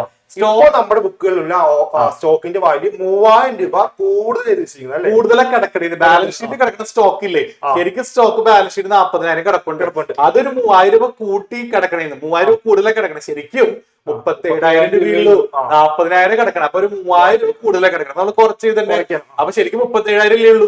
അപ്പൊ പുതിയ ബാലൻസ് ഷീറ്റ് വരയ്ക്കുമ്പോൾ 37,000 കാണിക്കാൻ പാടുള്ളൂ. അപ്പൊ 3000 രൂപ കുറയ്ക്കണം. അപ്പൊ സ്റ്റോക്ക് എന്ന് പറഞ്ഞ അസറ്റ് ആണ്. അപ്പൊ അസറ്റിന്റെ വാല്യൂ കുറയുന്നു. അസറ്റിന്റെ വാല്യൂ കുറയുമ്പോൾ എവിടെ കാണിക്കുക? ഡെബിറ്റ് സൈഡിൽ നമ്മൾ സ്റ്റോക്ക് എന്ന് പറഞ്ഞ് കാണിക്കുന്നു. എത്ര രൂപ? 3,000 എമൗണ്ട് ഡയറക്റ്റ് പറയുന്നുണ്ട്. മക്കളെ ഓവർ വാല്യൂ എന്ന് പറഞ്ഞാൽ കൂട്ടി കിടക്കരുത്. അങ്ങനെ ചെയ്യരുത്. ഓവർ വാല്യൂ പറഞ്ഞാൽ കൂടുതലാണ് കിടക്കുന്നത്. അപ്പൊ കൂടുതലല്ലേ കിടക്കണം, നമ്മൾ കുറയ്ക്കണം. അപ്പൊ അത് ഡിക്രീസ് ആണ്. ഓർത്ത് വെക്കുക. അണ്ടർ വാല്യൂഡ് എന്ന് പറഞ്ഞാലോ അപ്പൊ കൂട്ടണം. അപ്പൊ അത് ശ്രദ്ധിക്കണം, അത് മാറിപ്പോവരുത്. അടുത്തത് പ്രൊവിഷൻ ആണ്. ഡെറ്റേഴ്സിന്റെ 5% പ്രൊവിഷൻ ക്രിയേറ്റ് ചെയ്തു. ഡെറ്റേഴ്സ് 60,000 ആണ് സാറേ. അപ്പൊ 60,000 into 5%. അപ്പൊ 5/100 ചെയ്യാം. 5/6 30 3,000. അപ്പൊ പ്രൊവിഷൻ അസറ്റ് ആണോ ലയബിലിറ്റി ആണോ? ലയബിലിറ്റി ആണ്. Provision is A liability. Debtor asset ആണെങ്കിലും ഡെറ്ററിൽ നിന്ന് നമ്മൾ ക്രിയേറ്റ് ചെയ്യുന്ന പ്രൊവിഷൻ എന്താണ്? ലയബിലിറ്റി ആണ്. അപ്പൊ ബാലൻസ് ഷീറ്റിൽ പക്ഷെ ലയബിലിറ്റി അല്ല കാണിക്കുക, അസറ്റിലെ ഡെറ്റേഴ്സിന് കുറച്ചാണ് കാണിക്കുക കേട്ടോ. അപ്പൊ പ്രൊവിഷൻ നമുക്ക് 3,000 കിട്ടിയിട്ടുണ്ട്. അപ്പൊ പുതിയൊരു ലയബിലിറ്റി ആണ്. അപ്പൊ എന്ത് ലയബിലിറ്റി? അൺറെക്കോർഡ് ലയബിലിറ്റി ആണ്. റെക്കോർഡ് ചെയ്യാത്ത പുതിയ ലയബിലിറ്റി എവിടെ വരിക? ഡെബിറ്റ് സൈഡിൽ നമ്മൾ എന്ത് ചെയ്യുക? പ്രൊവിഷൻ എന്ന് പറഞ്ഞ് എഴുതുക. എത്ര രൂപ നമുക്ക് കിട്ടിയത്? 3,000 അല്ലേ? അപ്പൊ 3,000 നമ്മൾ എഴുതുക. നമ്മൾ കഴിഞ്ഞു. എല്ലാ അഡ്ജസ്റ്റ്മെന്റും കഴിഞ്ഞാൽ നമുക്ക് എന്ത് ചെയ്യാം? ഇത് ബാലൻസ് ചെയ്യാം. അപ്പൊ കൂടുതൽ വരുന്ന 20,000 15,000 ഈ സൈഡിൽ നമ്മൾ ആഡ് ചെയ്യുമ്പോൾ നമുക്കൊരു 35,000 ആണ് ഇവിടെ കിട്ടുക. ക്രെഡിറ്റ് സൈഡിൽ 35,000 കിട്ടി. ഈ സൈഡിൽ 6,000 ആണ് നമുക്ക് കിട്ടുന്നത് അല്ലെ? അപ്പൊ ഏതാണ് സാറേ വലുത്? 35,000 ആണ് വലുത്. നമ്മൾ രണ്ട് സൈഡിലും 35,000 എഴുതാം. ഇതൊരു നോർമൽ അക്കൗണ്ട് അല്ലേ സാറേ? നോർമൽ അക്കൗണ്ട് എന്ന് പറയുന്നത് ഡെബിറ്റിൽ എക്സ്പെൻസും അപ്പൊ ഇൻകം ആണ് നമുക്ക് കൂടുതൽ വന്നേക്കണേ. അപ്പൊ ഇൻകം വരുമാനം കൂടുതലാണെങ്കിൽ കമ്പനിക്ക് ലാഭമായിരിക്കില്ലേ? അപ്പൊ ഇതിന്റെ ബാലൻസിങ് ഫെയർ കാണാം. ഇവിടെ 35 ആണ് കിട്ടിയത്, ഇവിടെ 6,000 അല്ലേ? അപ്പൊ ഈ 35,000 6,000 രൂപ കുറയ്ക്കുക. അപ്പൊ നമുക്ക് 29,000 അല്ലേ വരും സാറേ? അപ്പൊ 29,000 ആണ് നമ്മുടെ പ്രോഫിറ്റ്. ഈ പ്രോഫിറ്റ് നമ്മൾ എന്ത് ചെയ്യണം? നമ്മുടെ ഓൾഡ് പാർട്ട്നേഴ്സ് ഫസ്റ്റ് പാർട്ട്നേഴ്സ് പറയുന്നില്ലേ? പാർട്ട്നേഴ്സ് എന്ത് ചെയ്യണം? ഡിവൈഡ് ചെയ്യണം. ഏകദേശം അറിയാവോ? ഓൾഡ് റേഷ്യോ ആണ് വീതിച്ചു കൊടുക്കേണ്ടത്. നമ്മുടെ അമലും ബിമലും ആണ്. അപ്പൊ എസ് എന്ന് ഞാൻ എഴുതുന്നുള്ളൂ. അപ്പൊ എസ് ക്യാപിറ്റൽ, അമൽസ് ക്യാപിറ്റൽ, അതുപോലെ ബിമൽസ് ബീസ് ക്യാപിറ്റൽ ഡിവൈഡ് ചെയ്ത് കൊടുക്കുക. അപ്പൊ 29,000 ആണ് നമ്മുടെ പ്രോഫിറ്റ്. അപ്പൊ റേഷ്യോ 2:1 ആണ്. അപ്പൊ ഇൻറ്റു 2/3 ചെയ്യുക. അപ്പൊ നമുക്ക് പോയിന്റ് വരുന്നുണ്ട് 19,333 ആണ് വരുന്നത്. അതേപോലെ അടുത്തത് 29,000 ഇൻറ്റു എന്ത് വരും? 1/3 ചെയ്യുക. അപ്പൊ നമുക്ക് 9,666.6 ആണ് നമുക്ക് റൗണ്ട് ചെയ്തിട്ട് 7 ആക്കാം. അപ്പൊ കറക്റ്റ് കൂട്ടുമ്പോൾ നമുക്ക് 29,000 കിട്ടും. അപ്പൊ 19,333 9,667 ആണ് നമ്മുടെ പ്രോഫിറ്റ് ഷെയർ ചെയ്യുമ്പോൾ നമുക്ക് കിട്ടുന്നത്. ഇനി നമുക്ക് പാർട്ട്നേഴ്സിന്റെ ക്യാപിറ്റൽ അക്കൗണ്ട് വരച്ചാലോ സാറേ? നെക്സ്റ്റ് അക്കൗണ്ട് ഈ റീവാലുവേഷന്റെ ബാലൻസ് നമ്മൾ എങ്ങോട്ടാ ട്രാൻസ്ഫർ ചെയ്യുക? ക്യാപിറ്റൽ അക്കൗണ്ടിലേക്ക് അല്ലേ? അപ്പൊ നെക്സ്റ്റ് അക്കൗണ്ട് ഏതാ? ക്യാപിറ്റൽ അക്കൗണ്ട് കേട്ടോ. അപ്പൊ ക്യാപിറ്റൽ അക്കൗണ്ട് വരയ്ക്കാൻ നമുക്ക് ഇനി ഫോർമാറ്റ് ആവശ്യമില്ലല്ലോ, നമുക്ക് മാറ്റി കളഞ്ഞാലോ? അപ്പൊ നമുക്ക് എന്ത് ചെയ്യാം? ക്യാപിറ്റൽ അക്കൗണ്ട് ആണ് മക്കളെ. ഇത് 3 കൂടി വരയ്ക്കാനാണ് നമുക്ക് എക്സാമിന് ചോദിക്കാറ് കേട്ടോ. അപ്പൊ 3 വരയ്ക്കാൻ നിങ്ങൾ പഠിക്കണം. ഇനിയിപ്പോ വരയ്ക്കാൻ ഒട്ടും അറിയാത്ത കുട്ടികളാണെങ്കിൽ എന്ത് ചെയ്യാം? ജസ്റ്റ് ഒന്ന് വരച്ചിട്ട് അറിയാവുന്നെങ്കിലും പെറുക്കി എടുത്ത് എഴുതാം. അപ്പൊ ആ സ്റ്റെപ്പിനെങ്കിലും നമുക്ക് എന്ത് ചെയ്യാൻ പറ്റും? മാർക്ക് നമുക്ക് സ്കോർ ഐറ്റം വൈസ് മാർക്ക് കിട്ടും അല്ലേ? മാർക്ക് കിട്ടും. അപ്പൊ നമുക്ക് ക്യാപിറ്റൽ അക്കൗണ്ടിലോട്ട് പോവാം. പാർട്ട്നേഴ്സ് ക്യാപിറ്റൽ അക്കൗണ്ട് ആണ് ഞാൻ വരയ്ക്കാനായിട്ട് പോകുന്നത്. Partners capital account. Partners capital account വരയ്ക്കുമ്പോൾ നമ്മുടെ പുതിയ പാർട്ട്ണർ അടക്കം എത്ര പാർട്ട്ണർ ഉണ്ടോ അത്രയും നമ്മൾ എന്ത് ചെയ്യണം? എമൗണ്ട് കോളം വരയ്ക്കണം അല്ലെ സാറേ? അപ്പൊ എത്ര പാർട്ട്ണർ ഉണ്ട് നമുക്ക്? 3 ബിമല്, നമ്മുടെ പുതിയ ആള് കമൽ അല്ലേ സാറേ? എസ് കമൽ. അപ്പൊ നമുക്ക് കെ എന്നാണ് ഞാൻ കൊടുക്കുന്നത് കേട്ടോ. കെ എസ് അവിടെ വരച്ചു സാറേ. പർട്ടിക്കുലർ കോളം വേണം. പിന്നെ 3 മോഡുകളും ABK ABC ആണ്. പക്ഷെ ഇത് മാറ്റി കമൽ, ബിമൽ, കമൽ. ഇല്ല, റൈമിംഗ് സ്കീം ആയിട്ട് വന്നിട്ടുണ്ട്. അപ്പൊ ഇവിടെ പർട്ടിക്കുലേഴ്സ് ആണ്. അപ്പൊ പർട്ടിക്കുലേഴ്സ് എഴുതുക. ഇവിടെ പർട്ടിക്കുലേഴ്സ് എഴുതുക. ഇത് ഡെബിറ്റ് സൈഡ്, ഇത് ക്രെഡിറ്റ് സൈഡ്. ക്രെഡിറ്റ് നിങ്ങളാണല്ലേ? Income okay expense. ഓക്കെ മക്കളെ, അപ്പൊ നമ്മുടെ ക്യാപിറ്റൽ അക്കൗണ്ടിൽ നമുക്ക് എന്ത് ചെയ്യാം, ക്രെഡിറ്റ് സൈഡിലാണ് കൂടുതൽ ഐറ്റംസ് നമ്മൾ എഴുതുക. അപ്പൊ ക്രെഡിറ്റ് സൈഡിൽ നമ്മൾ സ്റ്റെപ്പ് ആയിട്ട് പഠിച്ചിരിക്കുക. ആദ്യം നമ്മൾ എന്ത് എഴുതുക, ബാലൻസ്, ക്യാപിറ്റൽ ബാലൻസ് ആണ് നമ്മൾ എന്ത് ചെയ്യുന്നത്, ക്യാപിറ്റൽ അക്കൗണ്ട് ഫസ്റ്റ് ആയിട്ട് ചെയ്യുന്നുണ്ട് കേട്ടോ. ക്യാപിറ്റൽ അക്കൗണ്ട് ബാലൻസ് കൊടുത്തിട്ട് സാറേ നമ്മുടെ തന്നിരിക്കുന്ന ബാലൻസ് നമ്മുടെ ക്വസ്റ്റ്യനില് പഴയ പാർട്ണറുടെ ക്യാപിറ്റൽ കിടക്കുന്ന ലൈബിലിറ്റി സൈഡില് അമലിന്റെ 1,80,000 ആണ്, ബിമലിന്റെ 1,50,000 എഴുതിക്കോ സാറേ. അപ്പൊ ബാലൻസ് ബ്രോ ഡൗൺ എന്ന് പറഞ്ഞിട്ട് ബാലൻസ് ബ്രോ ഡൗൺ എന്നിട്ട് എന്ത് ചെയ്യുക, അമലിന്റെ എമൗണ്ട് എത്ര, 1,80,000, 1,50,000. നമ്മള് കമലിന് ഇപ്പൊ ചെയ്തതല്ലേ, കമലിന് നമ്മുടെ അടുത്ത ലൈനിൽ വേണം എഴുതാനായിട്ട്, കാരണം അത് പഴയ ആളില്ലല്ലോ, പുതിയ ആളില്ല. അപ്പൊ നമ്മള് ബൈ ക്യാഷ് ബൈ ബാങ്ക് എന്ന് പറഞ്ഞത് ഏത് വേണമെങ്കിലും നിങ്ങൾക്ക് എഴുതാം. നമ്മളിപ്പോ ക്യാഷ് എന്നാണ് എഴുതുന്നത്. അപ്പൊ കമൽ എത്ര ക്യാപിറ്റൽ കൊണ്ട് അടിയിൽ അഡ്ജസ്റ്റ്മെന്റ് പറയുന്നുണ്ട് 1,20,000. കണ്ടോ, രണ്ടാമത് നമ്മുടെ കമല് കൊണ്ടുവന്ന ഗുഡ്വിൽ വീതിച്ചു കൊടുക്കാം. അപ്പൊ ഫസ്റ്റ് സ്റ്റെപ്പ് എന്താ, പഴയ പാർട്ണറുടെ ക്യാപിറ്റല്, രണ്ടാമത് സ്റ്റെപ്പ് പുതിയ ആളുടെ ക്യാപിറ്റല്, മൂന്നാമത് പുതിയ ആൾ കൊണ്ടുവന്ന ഗുഡ്വിൽ വീതിച്ചു കൊടുക്കാം. പ്രീമിയം, അപ്പൊ ബൈ പ്രീമിയം എത്രയായിരുന്നു പ്രീമിയം, 90,000 സാറേ, 90,000 റുപ്പീസ് ആണ് പ്രീമിയം. ഈ 90,000 നമ്മൾ വീതിച്ചു കൊടുക്കണ്ടേ. റേഷ്യോ നമുക്കറിയാം എത്രയാണ്, 2:1 ആണ്. ന്യൂ റേഷ്യോ ഇല്ലാത്തത് കൊണ്ട് ഓൾഡ് തന്നെയാണ് സാക്രിഫൈസിംഗിലാണ് വീതിക്കേണ്ടത്. അപ്പൊ 2/3 അതേപോലെ 1/3 ആണ് നമ്മൾ ചെയ്യേണ്ടത്. അപ്പൊ 1/3 ചെയ്യുമ്പോൾ 9, 60,000 വരും. 60,000, 30,000, 30,000. ഓക്കെ. ഓക്കെ, അപ്പൊ നമ്മൾ പ്രീമിയം കൊടുത്തു. ഇനി മക്കളെ നമ്മുടെ റിവാലുവേഷന്റെ പ്രോഫിറ്റില് ഇത് അങ്ങോട്ട് വേഗം കൊടുത്ത് പെറുക്കിയെടുത്ത് എഴുതാ. പ്രോഫിറ്റ് ആണെങ്കിൽ നേരെ കൊണ്ട് ക്രെഡിറ്റില്, ലോസ് ആണെങ്കിലോ ഡെബിറ്റിലാണ് എഴുതേണ്ടത് കേട്ടോ. അത് പ്രത്യേകം ശ്രദ്ധിക്കണം. ബൈ റീവാലുവേഷൻ ചെയ്തിട്ട് എന്ത് ചെയ്യാം, അമലിന്റെ എമൗണ്ട് എത്രയാണ് സാറേ, 19,333. ഇത് 9,667. ഓക്കെ ഓക്കെ മക്കളെ, ഇനി ശ്രദ്ധിക്കണം, കഴിഞ്ഞിട്ടില്ല. ഇനി നമ്മുടെ ബാലൻസ് ഷീറ്റിൽ വല്ല റിസർവോ പ്രോഫിറ്റ് ആൻഡ് ലോസ് ഒക്കെ ഉണ്ടെങ്കിൽ അത് വീതിച്ചു കൊടുക്കണം. അതുപോലെ അസറ്റിൽ ഗുഡ് വില് വരാട്ടോ. അസറ്റിൽ ഗുഡ് വില് വന്നാൽ അത് ഡെബിറ്റിലാണ് വീതിച്ചു കൊടുക്കുന്നത് ഓൾഡ് പാർട്ണറിന്. ഈ ക്വസ്റ്റിനിൽ പക്ഷെ അസറ്റിൽ ഗുഡ് വില് തന്നിട്ടില്ല. ഓക്കെ, അപ്പൊ ഇവിടെ നമുക്ക് റിസർവ് ഉണ്ട്, പക്ഷെ ലയബിലിറ്റി സൈഡിൽ റിസർവ് ഒരു 9,000 ഉണ്ട് സാറേ. അപ്പൊ റിസർവ് ക്രെഡിറ്റ് സൈഡിൽ വീതിച്ചു കൊടുക്കണ്ടേ. അപ്പൊ 9,000 വീതിക്കുമ്പോ 3,000, അതുപോലെ തന്നെ 6,000, 3,000 വരും. 6,000, 3,000. അതായത് 2/3 1/3 ചെയ്യുമ്പോൾ 6,000, 3,000 വരും. വേറെ ഒന്നുമില്ലല്ലോ, നമുക്കത് ബാലൻസ് ചെയ്താലോ. അപ്പൊ ആകെ എല്ലാം ക്രെഡിറ്റ് സൈഡിലാണ് വരുന്നത്, ഡെബിറ്റിൽ ഒന്നുമില്ല.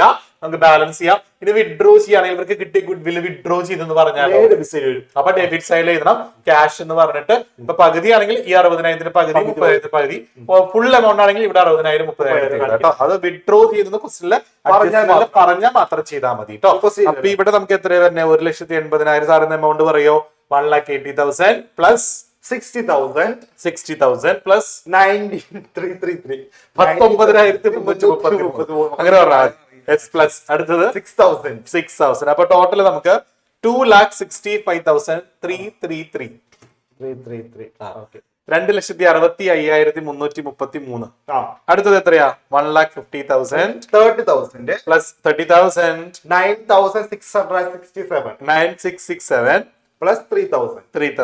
ടോട്ടൽ ചെയ്യുമ്പോൾ മക്കളെ 1,92,667. 192,667. പിന്നെ ബാക്കി 1,20,000 മാത്രമേ ഉള്ളൂ. അത് അങ്ങനെ ടോട്ടൽ ചെയ്ത് ബാലൻസ് ചെയ്യുക. 192,667 ഇപ്പുറത്ത് 265,333. Balance carry down. Balance carry down. ഒന്നും നമുക്ക് മൈനസ് ചെയ്യാൻ ഒന്നും ഇല്ലാത്തതുകൊണ്ട് ഈ എമൗണ്ടിന് എടുത്ത് എഴുതുക. 2,65,333. 1,92,667. 1,20,000. നമുക്ക് ന്യൂ ബാലൻസ് ഷീറ്റ് വരച്ചാലോ സാറേ. അപ്പൊ നമുക്ക് ബാലൻസ് ഷീറ്റിലുള്ളതാണ് നമ്മൾ പോകുന്നത്. ബാലൻസ് ഷീറ്റ് നമുക്ക് ലയബിലിറ്റി സൈഡ് ഉണ്ട്, അസറ്റ്സ് ഉണ്ട്, അസറ്റ് സൈഡ് ഉണ്ട്.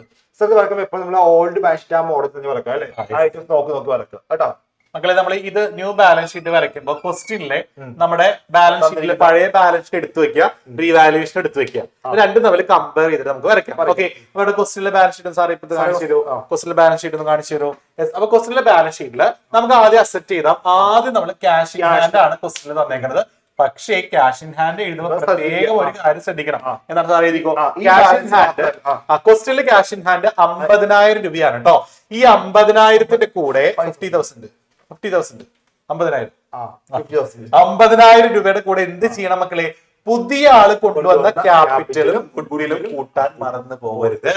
അപ്പൊ ക്യാപിറ്റൽ 1,20,000 സാറേ, ഗുഡ്വില്ല് 90,000.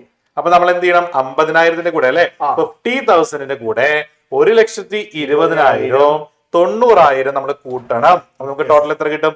2,60,000 2,60,000 നമുക്ക് കിട്ടും. ഓക്കെ. അടുത്തായിട്ട് ഡെറ്റേഴ്സ് ആണ് സാറേ. ഡെറ്റേഴ്സ് പ്രൊവിഷൻ ഉണ്ടോ ചെക്ക് ചെയ്യണം. പ്രൊവിഷൻ ഉണ്ടെങ്കിൽ കുറച്ച് എഴുതണം. അപ്പൊ ഇവിടെ പ്രൊവിഷൻ ഉണ്ട് മക്കളെ. പ്രൊവിഷൻ ടിക്കറ്റ് കൊടുക്കുക. 3,000 രൂപയാണ്. അപ്പൊ ഡെറ്റേഴ്സ് 60,000 3,000 കുറച്ചാൽ 57,000. 57,000. അടുത്തത് നമ്മുടെ സ്റ്റോക്ക് ആണ്. സ്റ്റോക്ക് നമ്മുടെ ക്വസ്റ്റ്യനിൽ 40,000 ആണ്. അപ്പൊ ഇവിടെ വല്ല സ്റ്റോക്ക് കിടപ്പുണ്ടോ നോക്കി. ഇവിടെ സ്റ്റോക്ക് ഉണ്ട്. എത്ര രൂപ? 3,000. അപ്പൊ അതിനർത്ഥം എന്താ? കുറഞ്ഞു എന്നല്ലേ. അപ്പൊ അസറ്റ് കിടന്ന കുറഞ്ഞു എന്നാ. അപ്പൊ നമ്മുടെ ക്വസ്റ്റ്യനിലെ സ്റ്റോക്ക് 40,000 ആണ്. അപ്പൊ 40,000 3,000 കുറച്ച് അവിടെ കുറയ്ക്കേണ്ട സാർ. ഒരുമിച്ച് സ്ഥലം കിട്ടൂല നമുക്ക്. ഓക്കെ. അപ്പൊ 40,000 3,000 കുറച്ച് 37,000. അടുത്ത നമ്മുടെ പ്ലാന്റ് ആൻഡ് മെഷീനറി ആണ്. പ്ലാൻ ആൻഡ് മെഷീനറിക്ക് എന്തെങ്കിലും സംഭവിച്ചിട്ടുണ്ടോ സാറേ? ടിക്കറ്റ് കൊടുക്കുക. ടിക്കറ്റ് കൊടുക്കുക. അപ്പൊ 20,000 കൂടിയിട്ടുണ്ട്. ക്വസ്റ്റ്യനിൽ അപ്പൊ എത്ര? 1,00,000 ആണ്. അപ്പൊ 20,000 കൂടി ഇപ്പൊ 1,20,000 ആയി. അടുത്ത ഐറ്റം ബിൽഡിംഗ് ആണ്. ബിൽഡിംഗ് ക്വസ്റ്റ്യനുണ്ട്. ഉണ്ട്. റീവാലുവേഷൻ ഉണ്ട്. ടിക്കറ്റ് എത്രയാ? 15,000 കൂടിയിട്ടുണ്ട്. അപ്പൊ 1,50,000 പ്ലസ് 15,000 1,60,000. സെറ്റ്. അപ്പൊ നമ്മളെല്ലാം ഇവിടുത്തെ എല്ലായിടത്തും ഇന്ന് നമ്മൾ റിവാലുവേഷൻ നോക്കേണ്ട കാര്യമുണ്ടോ? ഇല്ല. ഇനി നമുക്ക് ലൈബ്രറി സൈഡിലോട്ട് പോവാം. ലൈബ്രറി ക്രെഡിറ്റേഴ്സ് കിടപ്പുണ്ട്. അപ്പൊ മാറ്റങ്ങളൊന്നും ഇല്ലാത്തത് ആ സെയിം വാല്യൂ ഇതിനെടുത്ത് ചെയ്താട്ടോ. ഇവിടെ ചേഞ്ച് ഉണ്ടെങ്കിൽ ചേഞ്ച് വരുത്തി എഴുതാം. കൂടിയിട്ടുണ്ടെങ്കിൽ കൂട്ടി എഴുതാം. കുറഞ്ഞിട്ടുണ്ടെങ്കിൽ കുറച്ച് എഴുതാം. ഒന്നും മാറ്റങ്ങൾ ഇല്ലാത്തത് ക്വസ്റ്റനിലെ വാല്യൂ തന്നെ എടുത്ത് ചെയ്ത് 61,000. ക്രെഡിറ്റേഴ്സ് 61,000 ആണ് സാറേ. റിസർവ് കിടപ്പുണ്ട്. പക്ഷെ റിസർവ് അതിന് റിസർവ് എടുക്കരുത്. പുതിയ ബാലൻസ് ഷീറ്റിൽ റിസർവ് എടുക്കരുത്. ഇത് നമ്മുടെ ക്യാപിറ്റൽ ആണ്. ക്യാപിറ്റൽ എവിടെ നിന്ന് കിട്ടാ സാറേ? ബാലൻസ്. അപ്പൊ എടുത്ത് എഴുതിക്കോ സാറേ. നമ്മുടെ അമൽ അല്ലെ. അപ്പൊ ക്യാപിറ്റൽ അക്കൗണ്ട് അമലിന്റെ എമൗണ്ട് 2,60,333. ബിമലിന്റെ 1,92,667. കമലിന്റെ എമൗണ്ട് 1,20,000 ആണ് കേട്ടോ. നമ്മൾ അത് എല്ലാം കൂടി കൂട്ടുമ്പോൾ നമുക്ക് രണ്ട് സൈഡ് ഈക്വൽ ആവണ്ടേ. ഈക്വൽ ആയാലും നമുക്ക് പ്രോബ്ലം കറക്റ്റ് ആണെന്ന് പറയാൻ പറ്റില്ല. സാർ അപ്പുറത്തെ എമൗണ്ട് ഒന്ന് പറയാമോ? 2,60,000 plus 57,000 plus 37,000 plus 1,20,000 plus 1,65,000 that is 6,39,000. രണ്ട് സൈഡ് നമുക്ക് ഈക്വൽ ആയിട്ട് കിട്ടുന്നുണ്ട്. 6,39,000 ആണ് നമുക്ക് രണ്ട് സൈഡിലും ഈക്വൽ ആയിട്ട് കിട്ടുന്നത്. മക്കൾ ഇത് ഈക്വൽ ആയിട്ട് കിട്ടിയില്ലെങ്കിലോ നിങ്ങൾ ചെയ്ത് എവിടെയെങ്കിലും മിസ്റ്റേക്ക് ഉണ്ടാവും. ചെക്ക് ചെയ്യാം. ഇനിയിപ്പോ ഒരു ടിക്കറ്റ് ഇട്ട് വല്ല അസറ്റുകൾ അങ്ങനെ ടിക്കറ്റാണ് കിടക്കുന്നുണ്ടെങ്കിൽ അത് അൺറെക്കോർഡ് അസറ്റ് ആണ്. അപ്പൊ റെക്കോർഡ് ചെയ്ത് പുതിയ അസറ്റ്. അപ്പൊ അസറ്റ് എടുത്ത് അസറ്റ് സൈഡിലും കാണിക്കാം. വല്ല ലൈബ്രറി ഔട്ട്സ്റ്റാൻഡിംഗ് റിപ്പയർ ബില്ലോ അങ്ങനെ എന്തെങ്കിലും ലൈബ്രറീസ് നമ്മുടെ ടിക്കറ്റ് അത് കിടക്കുന്നുണ്ടെങ്കിൽ അത് പെറുക്കി എടുത്ത് ലൈബ്രറി സൈഡിൽ. അത് ഞാൻ ടിക്കറ്റ് ആൻ പറയാനുള്ള കാരണം അതാണ് കേട്ടോ മക്കളെ. ഓരോ tick very important. Use of tick. അപ്പൊ ടിക്ക് വളരെ ഇമ്പോർട്ടന്റ് ആണ്. അപ്പൊ ഓരോ നമ്മൾ ടിക്കറ്റ് കൊടുക്കണം. ടിക്കറ്റിനകത്ത് വല്ല ഐറ്റംസ് ഉണ്ടെങ്കിൽ നിങ്ങൾ എന്ത് ചെയ്യുക? അത് അസറ്റ് ആണെങ്കിൽ അസറ്റ് സൈഡിൽ എടുത്ത് എഴുതുക. അപ്പൊ നമ്മുടെ എസ് എ ക്വസ്റ്റ്യൻ കഴിഞ്ഞാൽ സാറേ. അപ്പൊ ഈ ചാപ്റ്ററിൽ നമ്മൾ വളരെ ഇമ്പോർട്ടന്റ് ആയ ക്വസ്റ്റ്യൻസ് മാത്രമേ ഡിസ്കസ് ചെയ്തിട്ടുള്ളൂ. അല്ലാത്ത എല്ലാം നമ്മൾ നോട്ട് തന്നിട്ടുണ്ട്. ആ നോട്ടിലുള്ള എല്ലാ ക്വസ്റ്റ്യൻസും നിങ്ങൾ വർക്ക്ഔട്ട് ചെയ്ത് പഠിക്കണം. നമുക്ക് നമ്മുടെ നോട്ട് പഠിച്ചാൽ ഫുൾ മാർക്ക് ഉറപ്പാണ് അല്ലെ സാർ? വർഷങ്ങളായിട്ട് ഫോളോ ചെയ്ത് ഈ വീഡിയോസ് ഫുള്ള് കണ്ടാൽ നിങ്ങൾക്ക് എന്തായാലും പാസ് ആവാനുള്ള മാർക്ക്, പാസ് മാർക്ക് അല്ല, ഒരു 80% മാർക്ക് നിങ്ങൾക്ക് സ്കോർ ചെയ്യാനായിട്ട് പറ്റും. ഫുൾ മാർക്ക് വേണമെങ്കിൽ നമ്മൾ എന്ത് ചെയ്യണം? നമ്മുടെ ക്ലാസ്സുകളും നമ്മുടെ നോട്ടുകളും കൃത്യമായിട്ട് പഠിക്കണം. ഓക്കെ. അപ്പൊ എല്ലാവരും അടിപൊളിയായിട്ട് നാളെ exam scale, pencil, calculator, hall ticket എല്ലാം കൃത്യമായിട്ട് കൊണ്ടുപോകാൻ ശ്രദ്ധിക്കണം. ഒന്നും മറക്കരുത്. ഓക്കെ. അപ്പൊ all the best. Okay. All the best.